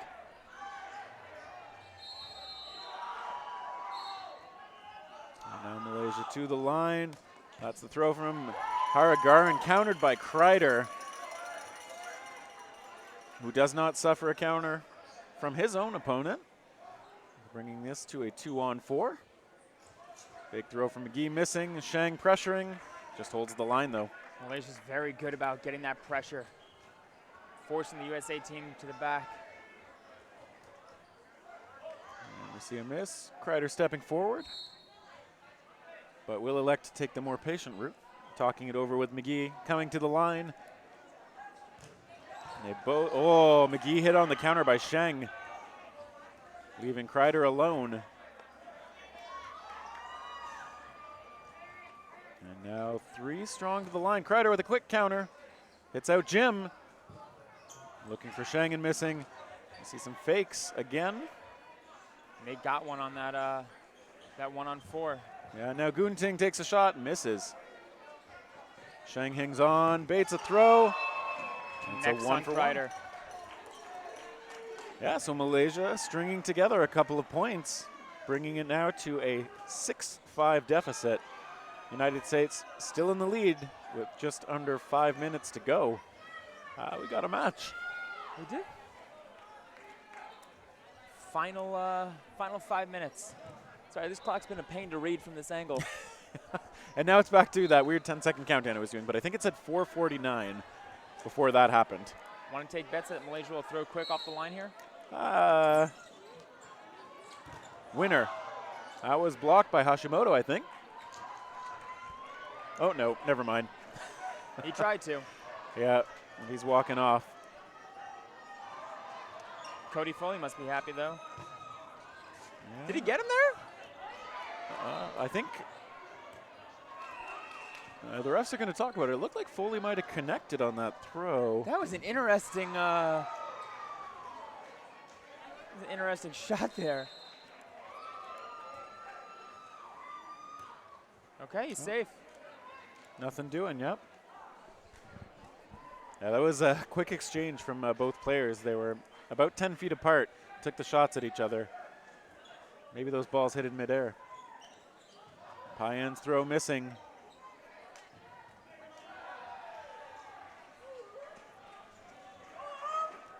Let's see what Malaysia can do here. Big Payan catch with the by grab. Payan. Good Bringing low back one. The 17-year-old Hashimoto. Yeah, big catch.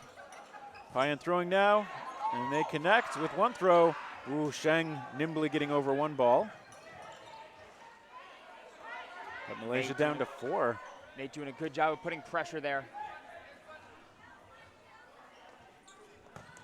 That's a big throw toward Foley and Hashimoto, but splits them. No damage done. The Americans protecting that 6-5 lead. High throw, ooh, low return. Americans down with the full court after that Payan catch. Foley with the fakes. Kreider with the throw. Aggressively coming back to the middle, and Payan hit out. Whew. Oh, and Foley ends up trying to knock that ball to a teammate, but Kreider just saying settle, settle. Now Malaysia to the line. Looking for Ketchum there, I think, but missing. 3 minutes left in this second half. Once again, once time runs out, we go to overtime. It becomes no block. And that is a timeout, I think, called by the coaching staff of Team USA. They want to keep everything settled. The Americans still have the advantage, so they want to play strong and not let Malaysia tie this game back up. Coach Lou bringing everyone in.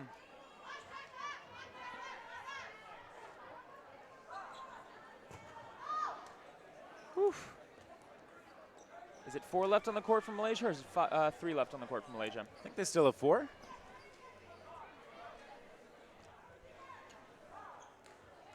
And I believe 5 on the side of the United States. Or is it the full 6? Oh no, just 5. Payan was hit out.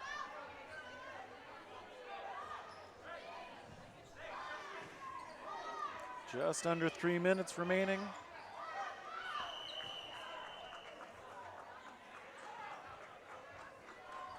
I don't know what's up with that clock. It keeps doing the 10-second count for no reason that I know of. But Team USA up to the line. Throw by Ketchum. Return shot missing as well. And now the count is over 2. Back to the American side as they've got that player edge. And we see Johnson throwing, grounding it though. Johnson hasn't been in a while. I guess this is his first game back, and they're putting him in. Once again, Derek Johnson, a big catcher. Didn't let me finish my sentence. Finished your sentence for you there. Good combo, Derek. Yeah, so Payan back on. America 6 strong. 2 minutes left in this second half. Blocked by Hashimoto. Americans can look for one-on-one trades here. Yeah, we see Hashimoto returning the counter, but neither player hit. Good work there, keeping that corner looking at him, not letting him give his full attention to the counter throw. Yep, Payan's throw missing. Minute and 30 seconds until we go to no block. There is a big hit. Oh, Hashimoto hit out as well, but so is Gunting. So there's that 1-for-1 we were talking about. Looks like they got 2 though on the American side. All right, 2-for-1. They can still afford it for now. Ooh. Shang counters. Foley blocks it.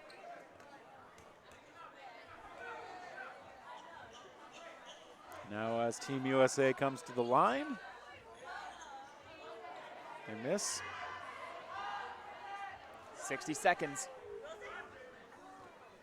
Yeah, now Robert and Shang to the line. Looking toward Foley. Just calmly jumps it. 50 seconds remaining.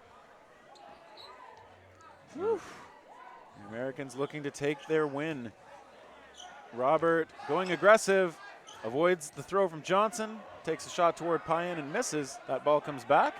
Good quick release though. He saw the opportunity just a little bit off, but that was a good shot. Team USA with only 1 ball. Foley using it to defend.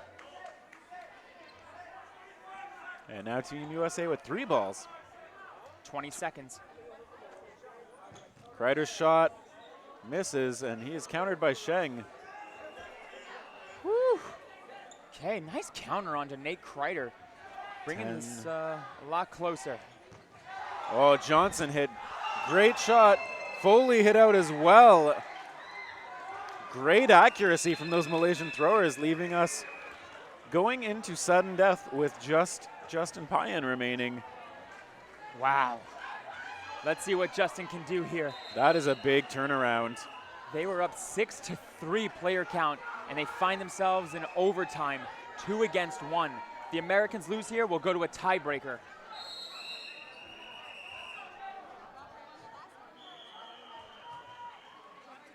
And timeout called.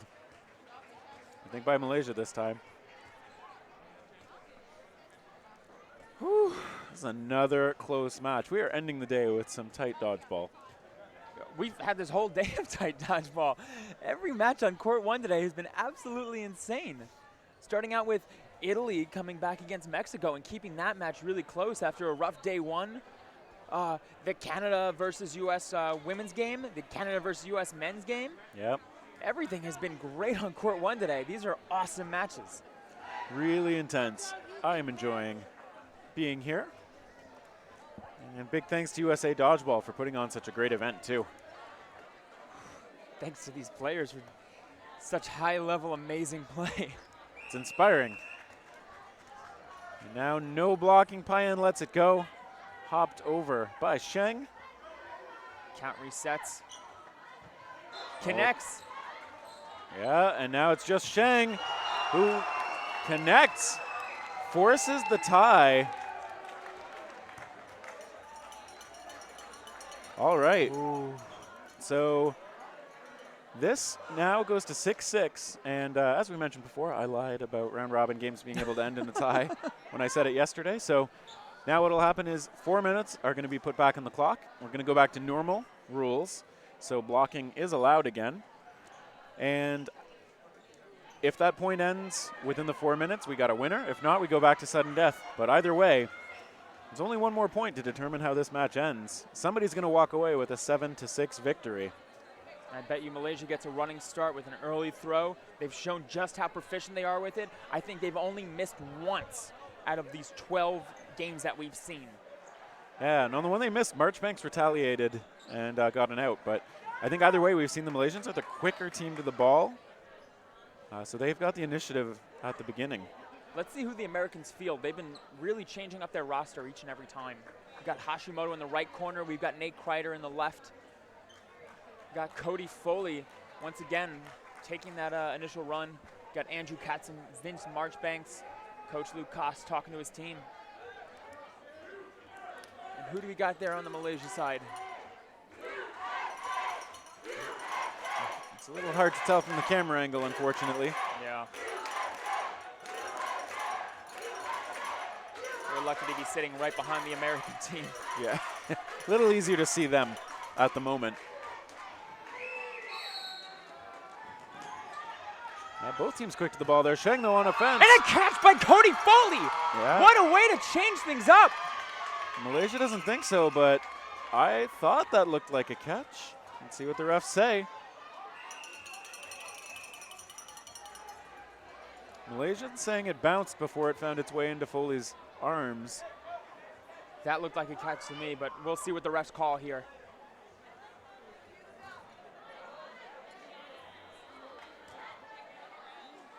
Talking it over, talking it over.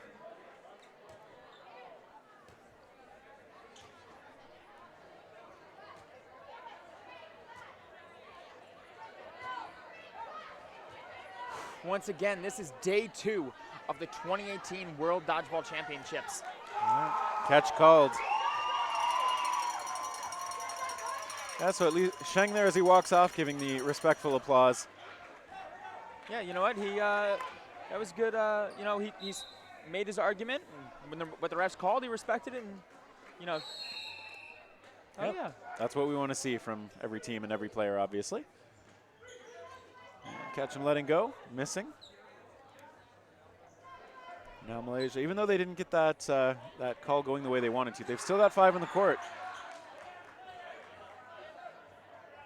And now the onus is on the United States as they have the player advantage. Kreider's shot missing. Good aggressive play. This Malaysian team loves their defensive transitions. Yeah, that was Pyong leading the charge. Elected not to throw as the team sets up with their 4 balls. Catch him clearing that one.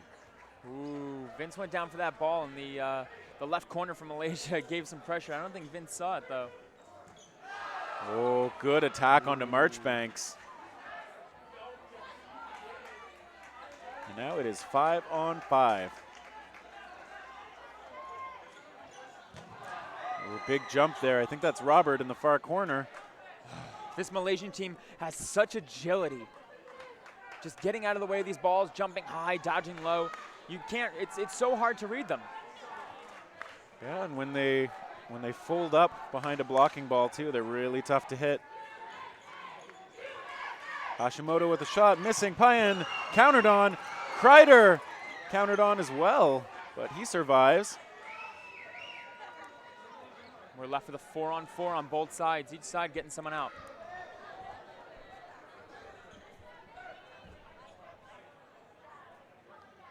the Americans to the line. Ketchum's throw, connecting with Robert through the block.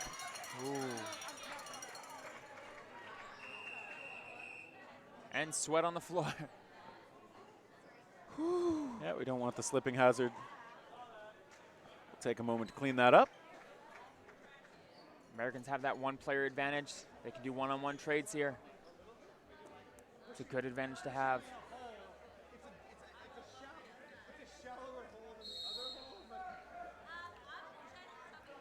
Now let's see what happens as Malaysia comes to the line.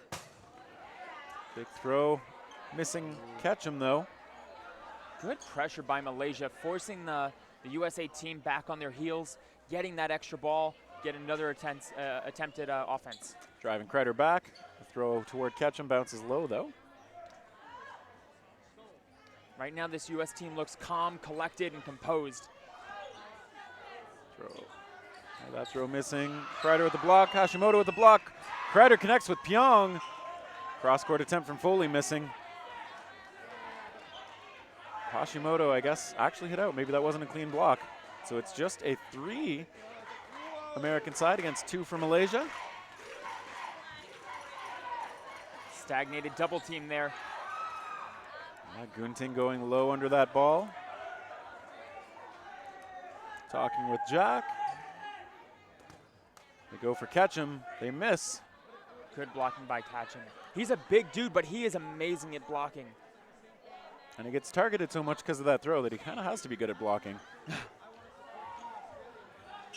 Gunting, nice little low throw. We've seen him use that well.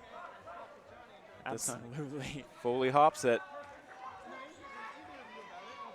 And Foley lines up. Missing that shot though.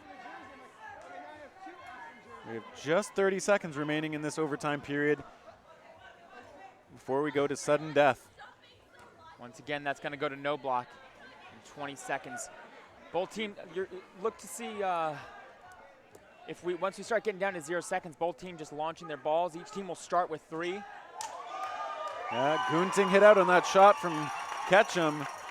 5 seconds remaining before sudden death. We'll see if they close it out. All right, so they didn't close it out before sudden death. Oh, wait. I don't think so. So we're still going to go to no blocking. We just have Jack remaining for the Malaysian side against 3 for the Americans. Winner takes all of this match. And most likely the first place seed. And there it is. US 7-1 in this tournament. Great job. Yeah, they finished the day real strong. It's a very competitive showing against Canada, and then not upsetting, but beating the defending gold medalist Malaysia with a 7-6 win in the tiebreaker. I got to tell you, this is the first time Malaysia has lost a match since 2015. Yeah, their men's team has been dominant. Sorry, 2017? What year is it? They didn't lose in 2017, so yep. Got it. So since 2016. Great job by both teams. What a match. Yeah, now we see we are winding down for the day. MC Jake Mason telling everybody, pick up your trash before you go. That's good advice no matter where you are. Seriously, great works by all the teams that I've seen today. Every match has been so close on this court 1. Absolutely amazing dodgeball we've seen here. Once again, this is day 2 of the 2018 Dodgeball World Championships. Yeah, and we will be back here tomorrow at 5 p.m. Court 1, we will have the 8 seed versus 9 seed for the men's. And following that, we'll have a round of women's, a round of men's, etc. Once again, we start at, it looks to be 5 p.m. tomorrow, PST. That'll be 8 o'clock Eastern. Yeah, Court 1, a lot to live up to. But I'm sure tomorrow won't disappoint. No, absolutely not. And today doesn't disappoint at all. I can't wait for the elimination bracket. Yeah, it should be intense, so we hope to see you back here. I think that'll do it for us tonight. So my name is Terry Thrasher. And I'm Bill Fisher. And we'll see you tomorrow. Whew.